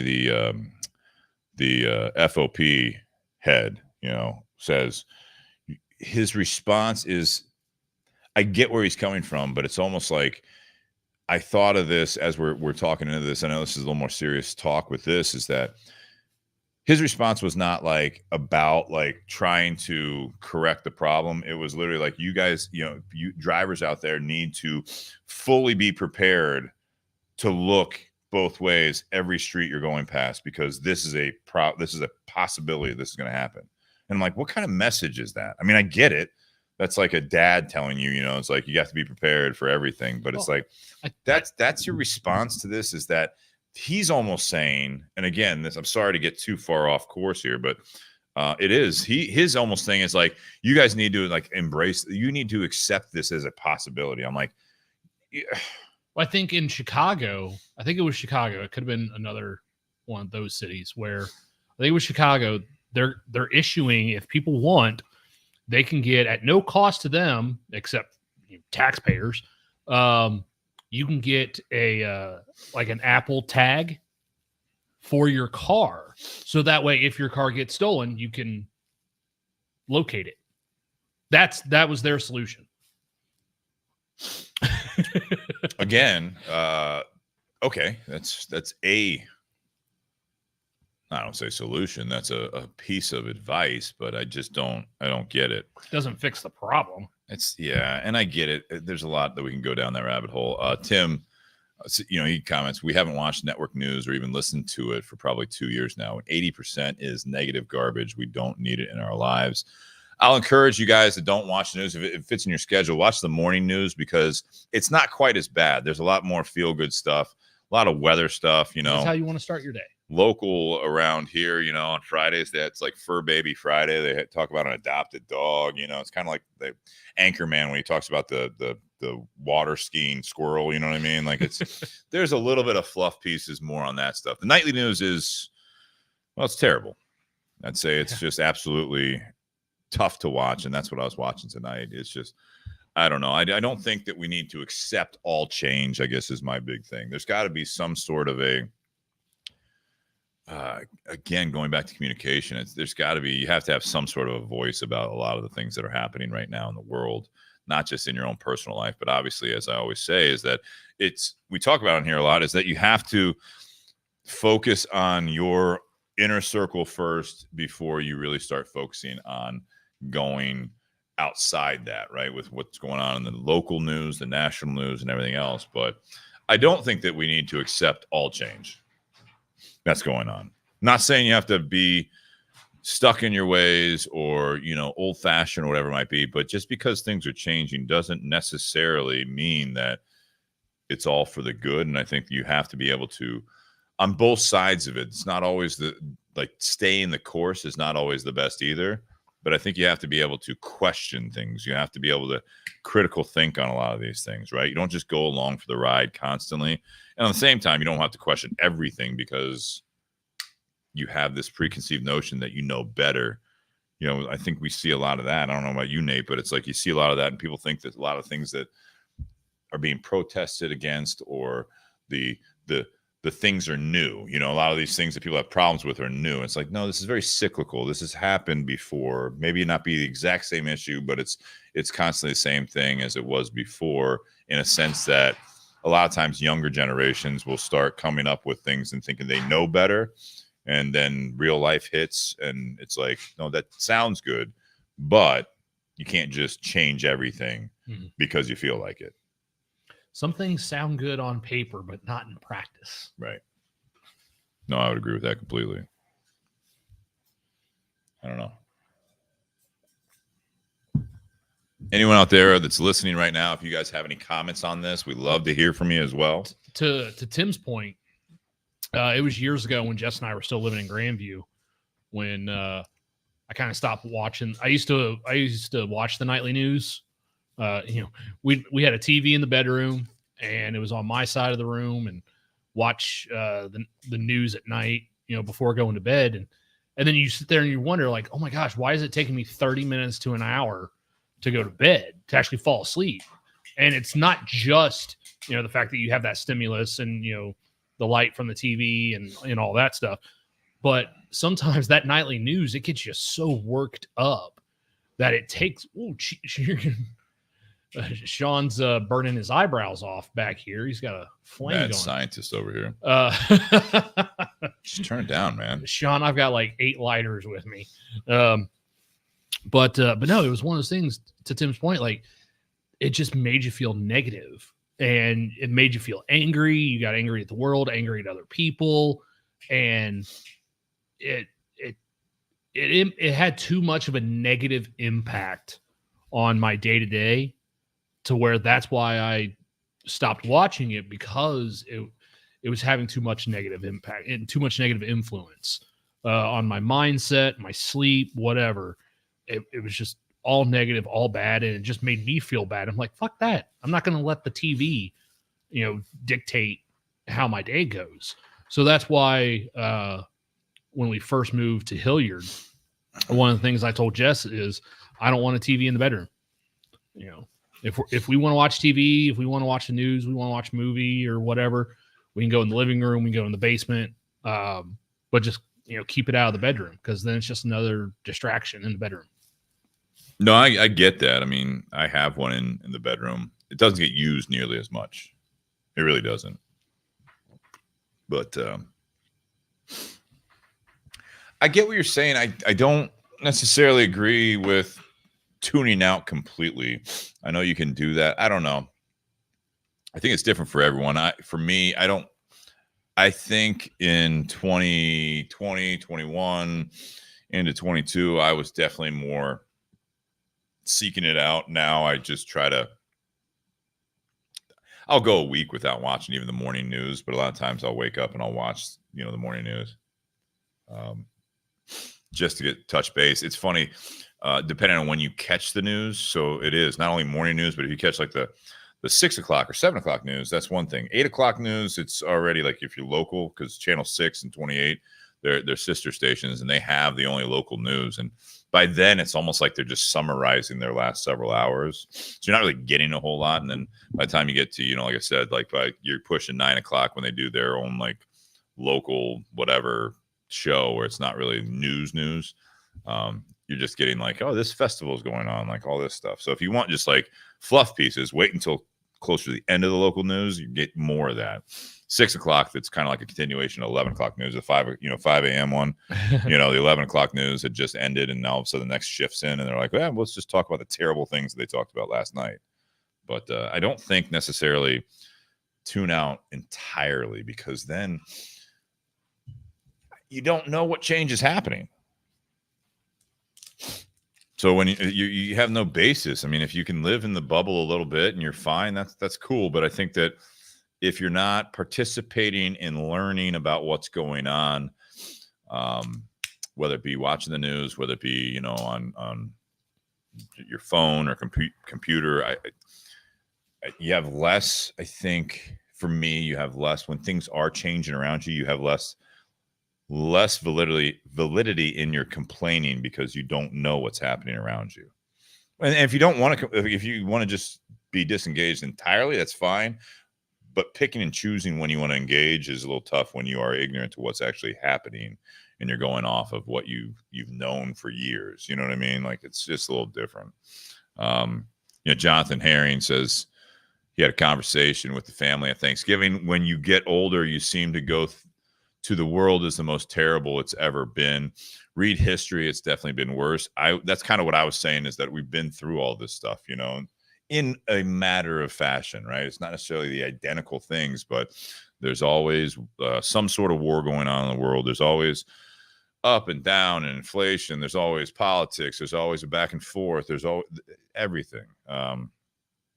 Again, I'm not going to get into the major issues here and get down some rabbit holes here, but it's like the climate change thing. It's like this week, it's like everything's warmer than it was in the past. And then give it 2 weeks and it's like, oh, it's the coldest it's ever been in this. And like the last time we were this hot was in 1908. And the last time we were this cold was 1922. And I'm like, so you're saying that things just change overall? Like, we don't really have a great grasp on how things are really changing. It's like the icebergs are receding, and then you look like 10 years later, it's like, oh, they're coming back, and it's like, okay, like you're picking it. I like what you're saying, Jonathan. There is that you get older, you almost get that to different degrees, being that old grizzled man, that get off my lawn. I know you were. I'm sorry, I beat you to it. I should have let you have that, but right. I think it's like it's get off my lawn. It's you kids don't know anything about this. It's like, this is the word. It's like you were probably on the other side of that when your parents were saying that shit. You know what I mean? It's generational, in my opinion. I that's what I think, at least. I don't know. I'm looking at some of these other comments from like Tim. Or you just watch, editorial pieces like this and podcasts and just listen to people that you enjoy listening to their opinion of things. As long as you don't get too far down that echo chamber, in my opinion. Because that's, I think, where it feels comfortable, but it is dangerous not to know anything different than what you already believe.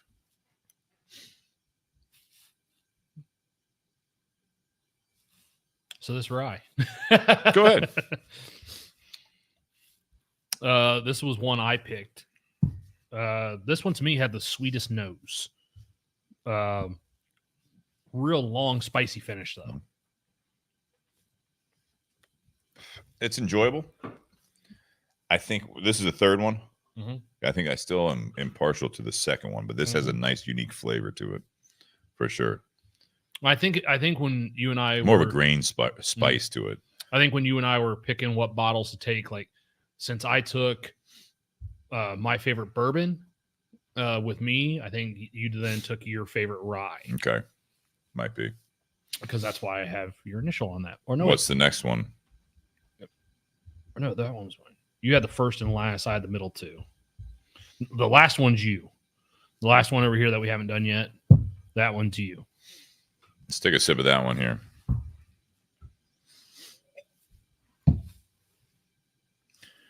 What was the comment that you had? It wasn't the best memories, the Christmas memories. It was. I think it was last week or maybe 2 weeks ago when you had posted about topic ideas. I think it was Bobby Hirschman said something like, "What was your best Christmas memory? What was the worst gift you ever got for Christmas? And what are some of your family holiday traditions?" And I want to talk about that next week. Yes, with the guys from Forged and General Cigars. But what was, and it's funny, Ray, you were the only one that commented on this, I think. Oh, so Ray had asked, like, if you could revisit any moment of your life once. Let me read exactly what he said, okay? Oh, it thought you did the peace signs. Jesus Christ. There's the balloons. Those balloons are for Ray. If you were able to revisit any one particular time in your life just once, when would it be, and would you change anything, knowing that everything to follow may also change? And what was your response to that? I feel attacked. Why do you feel attacked? Because that goes back to the time we had Ann Dimmick on. Yeah, and she had asked me, or she had asked us a question about, if you could go back to when you were 18 and do things differently, would you, or what would you change? And I had a hard time answering that one because I'm pretty sure I didn't answer that one. I tried to get you to answer that. You did. I got the question up there right now. Yeah, Kristen said very butterfly effect. Yeah. If you were able to revisit any one particular time, Sean, you want to weigh in on this, or you just hanging out? That's cool, man. No, it's fine. You look great. Thanks for joining us. What are you smoking? I brought a Nub, Connecticut. Nub, Connecticut. Nice. Nub, Connecticut.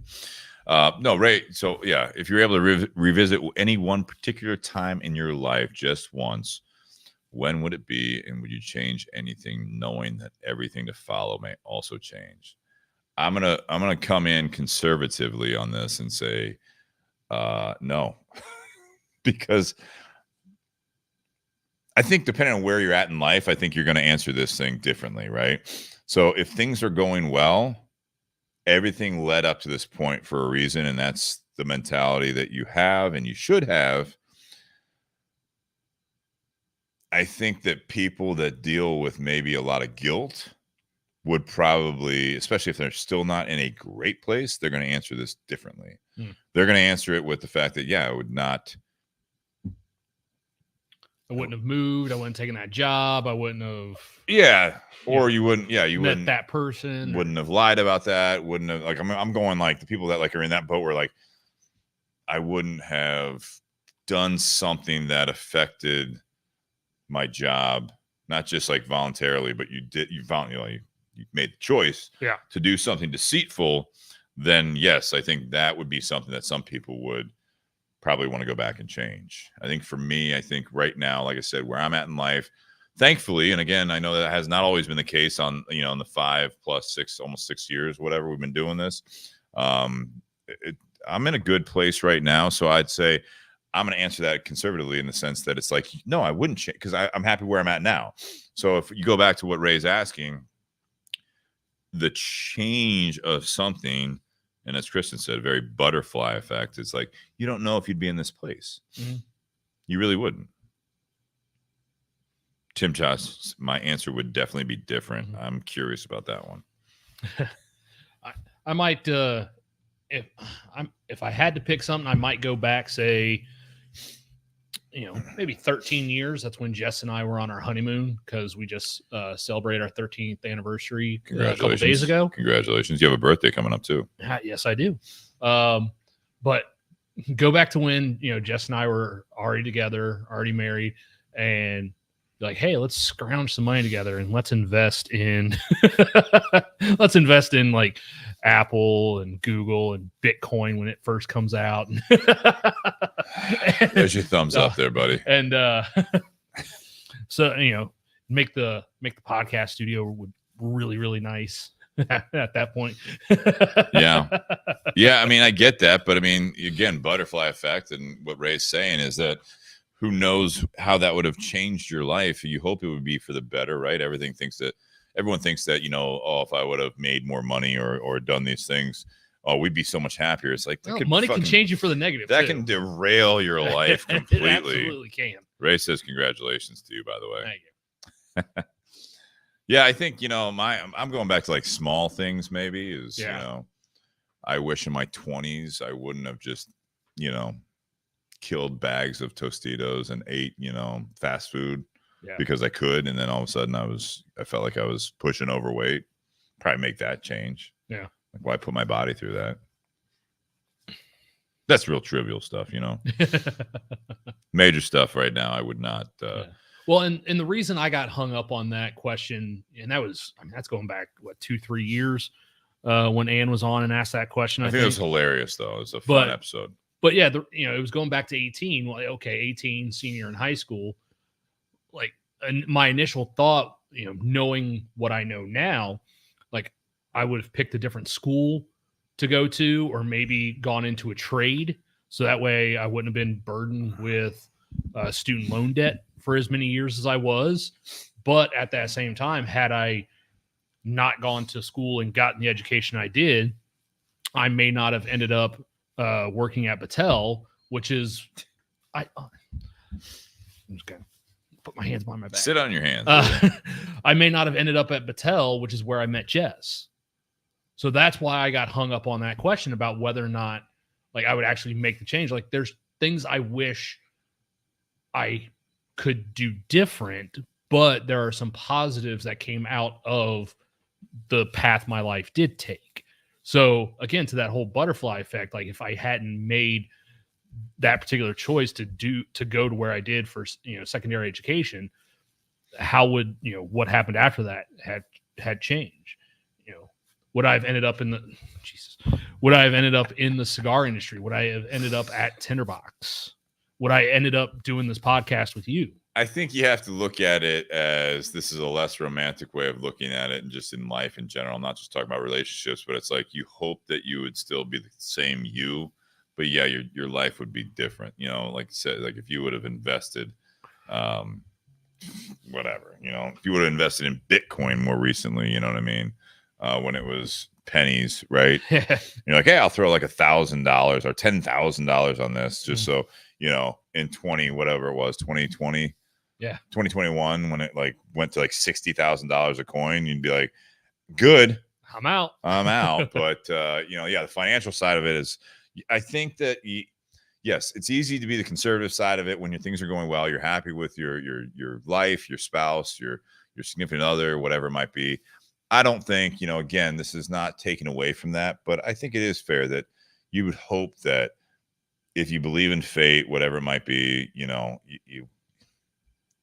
hope you would have found that person. You hope you would have, found that. But the best thing is that butterfly effect, fully intact. I think that hopefully you would not lose yourself as a person, and that if things are different in your life than it is now, which you would expect it to be, it's still a good life. I don't think by saying something like that, you're taking away from your current people around you, your current job, your current situation. I think if you have that personal struggle, then you are doing really, really well for yourself.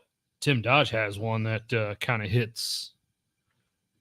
15 years ago, my best friend and older brother passed unexpectedly. I would regularly call him every couple of weeks. I had forgotten to call for a couple of weeks before he passed. So I would go back to that time to have that last conversation. I've certainly struggled with the regret of that time. Yeah, it was earlier this year. My brother-in-law's father passed away, and a few years before, his mom had passed away, and of the 3 brothers, he was the only one that did not speak at his mother's funeral. Because he was the youngest, he was kind of a mama's boy, and so he didn't want to do that because he knew he wasn't going to be able to get through that speech had he had to give one. And since then, he had regretted that. He had regretted not speaking. So when his father passed earlier this year, in his mind, he had to get up there and say something. And he got through it. Wasn't the easiest. And, it's also never easy when you see a family member up there, pouring all their emotions out, as, big of a man as he is, to see him kind of crumble like that. It's never easy to watch. It's not easy to watch. It's not easy to do. I mean, and thank you, Tim, for sharing that. That's very, very, it's very nice of you to share that. Thank you. That's very personal. But you're right. I mean, Nate, that's absolutely, shoot, yesterday was not 6 years since he passed, June, but it was my father's birthday yesterday. And it brings up a lot of those types of, I think that's really natural to think that. And I appreciate you not only bringing that up, Tim, because it's a different perspective on this, but again, I appreciate you sharing your own personal experiences, because that is, it's impactful. It's tough. But, I think with that, my father passed away in June of 2017, and I was recently asked, how did you deal with that? When someone important to me had to deal with some loss. And it's funny when you look back at it, you don't know necessarily how, you grow from that, but there's simple things, I don't know about the butterfly effect there, but obviously there's a lot of times you wish you had more time, and you want to make sure that you make the most of the time with someone, before they pass. And I think on the flip side of that is, I think that's a mentality, with all this stuff is that you want to make sure you're living your life the best you can and communicating with people, just in case, it's I don't want to say selfish, but it's more natural to think, you want to, I call my mom once, twice a week when I'm driving, and sometimes she's like, "What's up?" I'm like, "Nothing. I was just checking in, seeing how you're doing." I do that for me because I want to make sure that I don't have that experience, right, with what Tim's talking about. But I think there's that going back to that communication. I can't control how other people feel, but I don't want necessarily people to feel like if I was the one that went first and they have to deal with that, it's weird, like being like progressive about that. You know what I mean? Proactive about that is I'm communicating. So hopefully time doesn't go by and, they're the one that goes first, or you're the one that goes first, but someone's got to put in the effort, and it's real easy. Even my mom says that, it's like, "Well, you're always so busy, so I don't want to bother you." And I'm like, it's not a bother, but I'm the one that always calls her. And I think with that, with my dad and all that stuff, I think that this is something that, I wish there was more time that I could talk to him. I wish he could meet Kristen. I wish he could meet my dog, Tony, in that order. He's already met Tony. He met Tony when, if you believe in that stuff, but I took Tony to his gravesite a couple years back. But no, I think that it's something that, you have those natural thoughts that you wish you could change things in the past. Well, I guess the biggest lesson to be learned there is that you can change things going forward. You can't change that, but you embrace the fact that you can change your relationships and your communication levels with people in your life. Mm-hmm. It's put out that text, put out that effort of calling or getting together with someone, doing something more on the regular. It's funny. Even like right now, some of the neighbors, and Sean, you were going to be involved in that as well. We're trying to track, the neighbors across the street and doing like a neighbor happy hour. But it's like, you want to make sure that we were like, "Oh, let's ask 2 couples across the street that were, right across. What nights work for you?" It's fucking hard. Yeah. And then all of a sudden it's like, we lock that down. It's like, let's reach out to Sean. Let's reach out to Julie and Chris. Let's reach out, it's like, let's get some of the other neighbors and try to do like a holiday happy hour. It's like, someone's not going to be able to make this, but we want to at least have a group that's gonna be there, or otherwise Chris and I will just have a steak night, you know what I mean? Which is fine. I'm good with that too. But I think that it is super tough. Yeah. I mean, there have been times where Jess and I have talked about, getting together with you and Kristen, or Dan and Kaylee from the cigar shop, and having them over and having meal, drinks, and stuff like that. And it's like, all right, cool. When's a good day? Let's see. Steve works till 9 o'clock on Saturday. I work till 9 o'clock on Saturday. Saturdays are out. And then I work at the shop on Sunday, but it's not till 11, so I can stay up later. The girls aren't going to want to do that. But then Monday morning I'm at work, and Jess is at work, and Kristen's at work. It's like, and Dan's one of those that when he's at work at like 6 o'clock in the morning. Yeah, it's tough to get together. and he's got like a 45-minute drive to work, so it's like, and he never knows when he's going to have he might get 1 day off in a 2-week period. Sometimes it's sometimes there's those things you want to do, but yeah, it's the scheduling that you got to make time for it though. You have to make time. You have to, talking about like, even like watch the news. Don't watch the news if you don't like it, but fucking at least get some input there. What's going on there, right? You need to have to know what's going on in the world, or else I guess you don't, depending on where you're at. If you can live in a bubble, that's great. But I don't think it's always possible. Seems to work for the Amish. Yeah. Cars are nice though. They are money pits, but I assume so is a horse, a buggy. So yeah.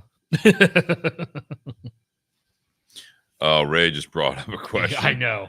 We had this conversation. If those that aren't interested or haven't had the experience of being in a cigar shop, we just had this conversation yesterday of free will and a lot of different things. This started, it's just a customer came in and he's somewhat regular and ended up into a 2-hour conversation about this. Oh, wow. It just happens. It was in the morning. It was slow. Oh, okay. By the time you normally eat lunch though before, and by the end of the conversation, I was like, I have to eat. I'm shaking. Like I'm just like, I haven't eaten yet today. Bigger conversation, does free will exist? That is a bigger conversation. I don't know if we have the time to really dive into that. Nate, do you have a response to that? Yes. You have a response to that, or yes, free will does really exist? Yep, that's my response. Yes, I do believe free will does exist. I don't think, I'm a person of faith, but I don't believe God's up there like dictating every little thing I do. I'm able to make my own decisions and choices, whether or not that lines up with what God has planned. That's my choice. So are the consequences of those choices, both positive or negative. But yeah, what's Ray saying now? I know you didn't, Ray. I did, because that's my response. I didn't mention God. Yeah, that's a good point, Nate. You can mention God. You can answer the question any way you want. It's my answer. What's your answer? I think free will exists if you believe in it, right? That's something. You can always be a fate person, or this happened for a reason, all that stuff. But if you go through life and you don't actually put effort into making choices, even if you believe that you have like, oh, it'll happen. If you go the full way of, well, someone will always take care of me, like the government. I don't need to go to work. It's just going to happen. I'll be taken care of. Not going to happen. So the free will part of it is you have to actually put some sort of effort into what you're doing, because that's part of the outcome. Now, if you believe that there's a higher power, whether it be God or something else, and if Ray, you don't want to bring up God, I don't know if you believe in free will because just the universe or whatever, or Bill Nye has already determined what you want to do in your life based on his studies. But I think that this is something that I think free will is a level of effort that you have to make choices and you have to put yourself out there. And with the topic at hand of embracing the change doesn't always necessarily mean that you just have to roll over and take it and that your free will is not there. I think that sometimes you have to look at it as that you have to embrace certain changes in your life that you don't necessarily have control over to a point.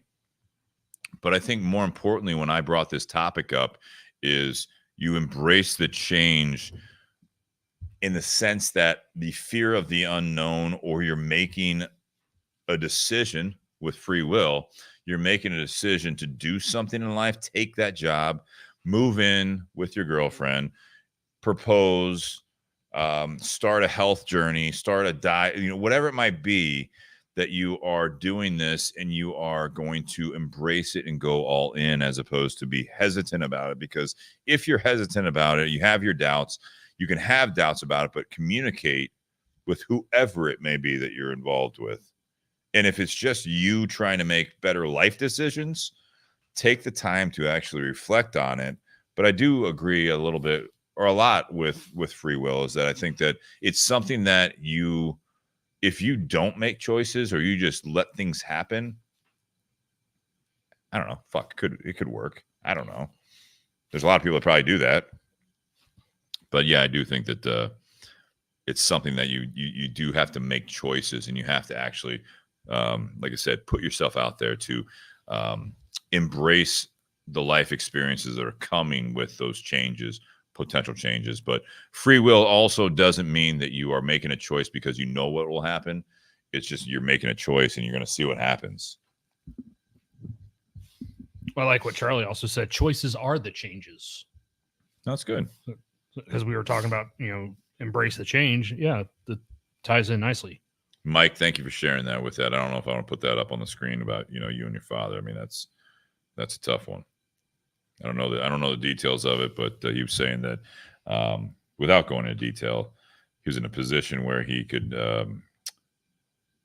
save his father's life, and he chose wrong. So I don't know what he went through with that necessarily, but it's something that he always thinks about. And I mean, that's, again, you can't necessarily, you can reflect on the past, and you can have those moments where you reflect again on the past, but you can't let that haunt you too much, because you have your life to live with that, and yeah, we could always do things differently, better or worse, but you can't change what happened.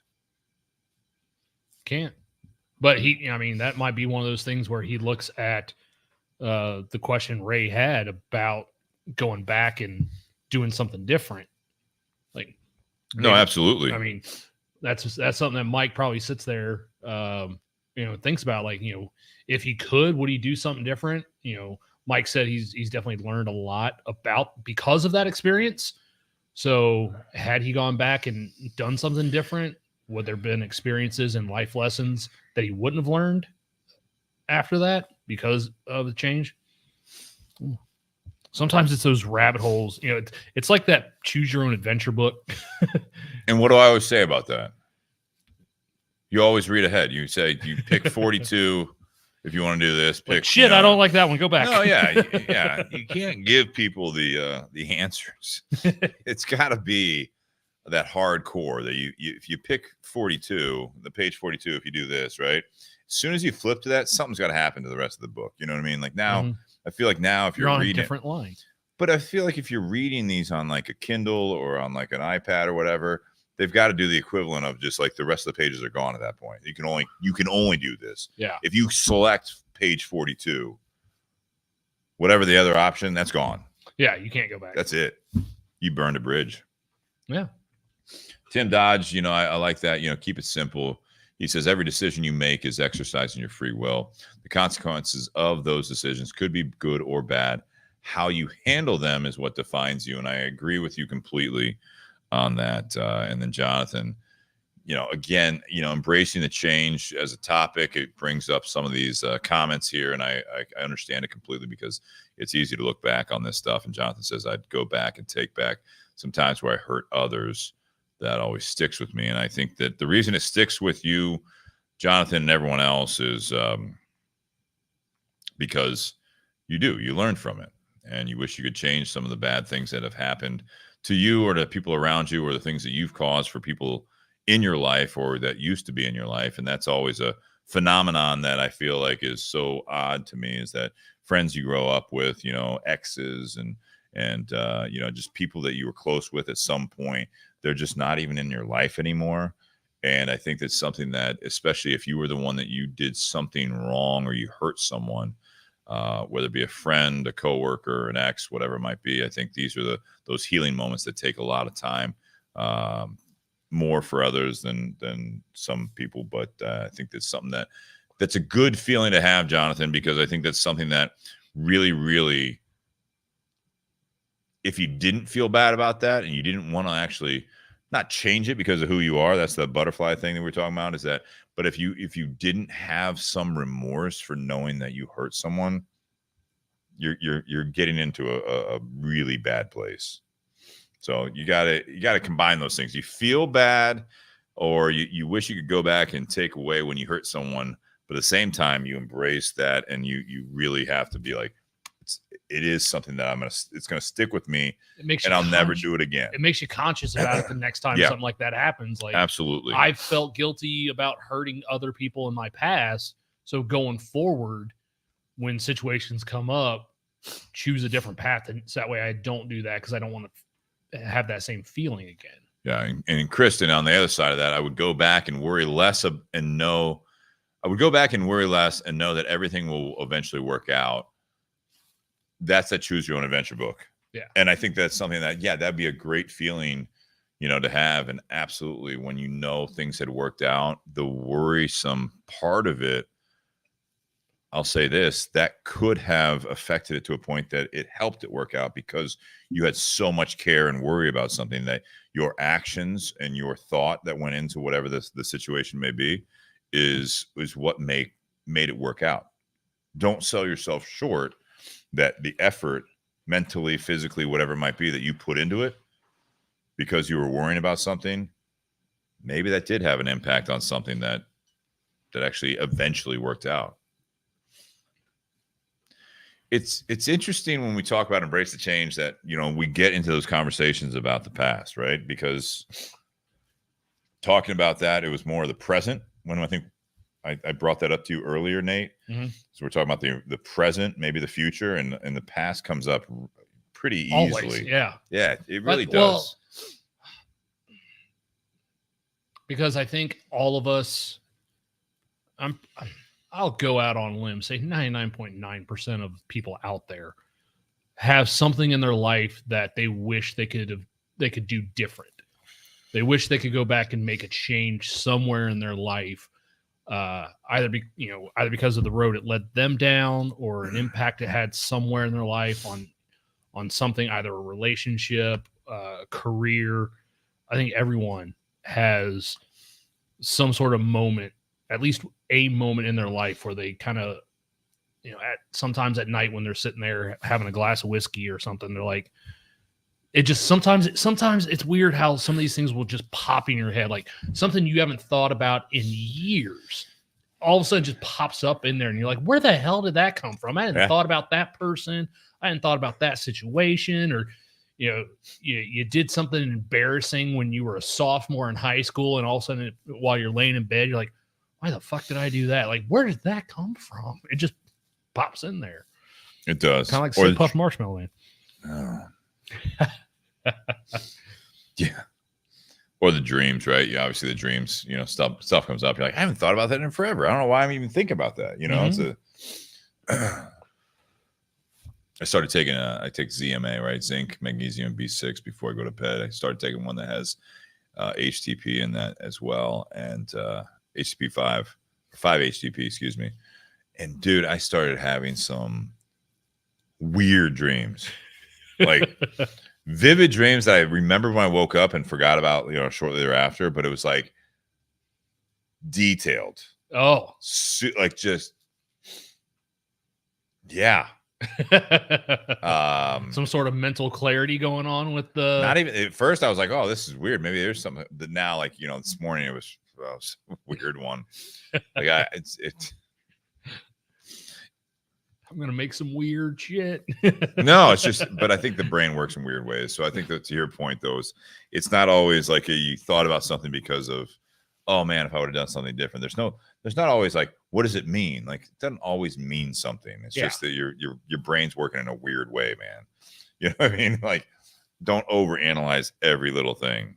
He did not say CBD. 5-HTP. It's really not CBD. That'll be legal tomorrow, by the way. Did you know that there are actually seltzer drinks out there that have THC in them? I do. Yeah. I do know that.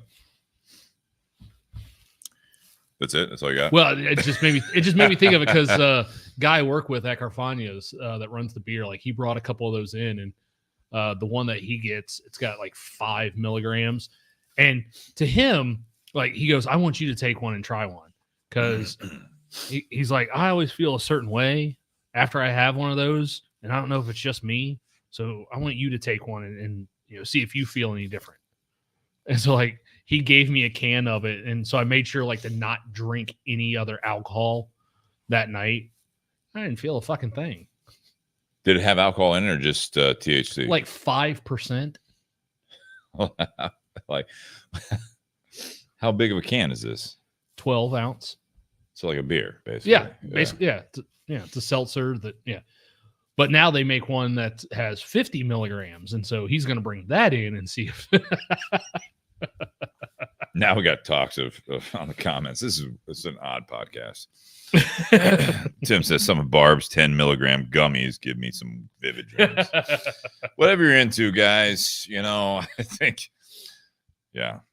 Jeez. I don't know. There's not a whole, I hate to cut this short because I feel like we've got a lot of viewers out there that just want to hang out. But I think when we get down to it, I think we can do the closing remarks. You good with that, Nate? Mm-hmm.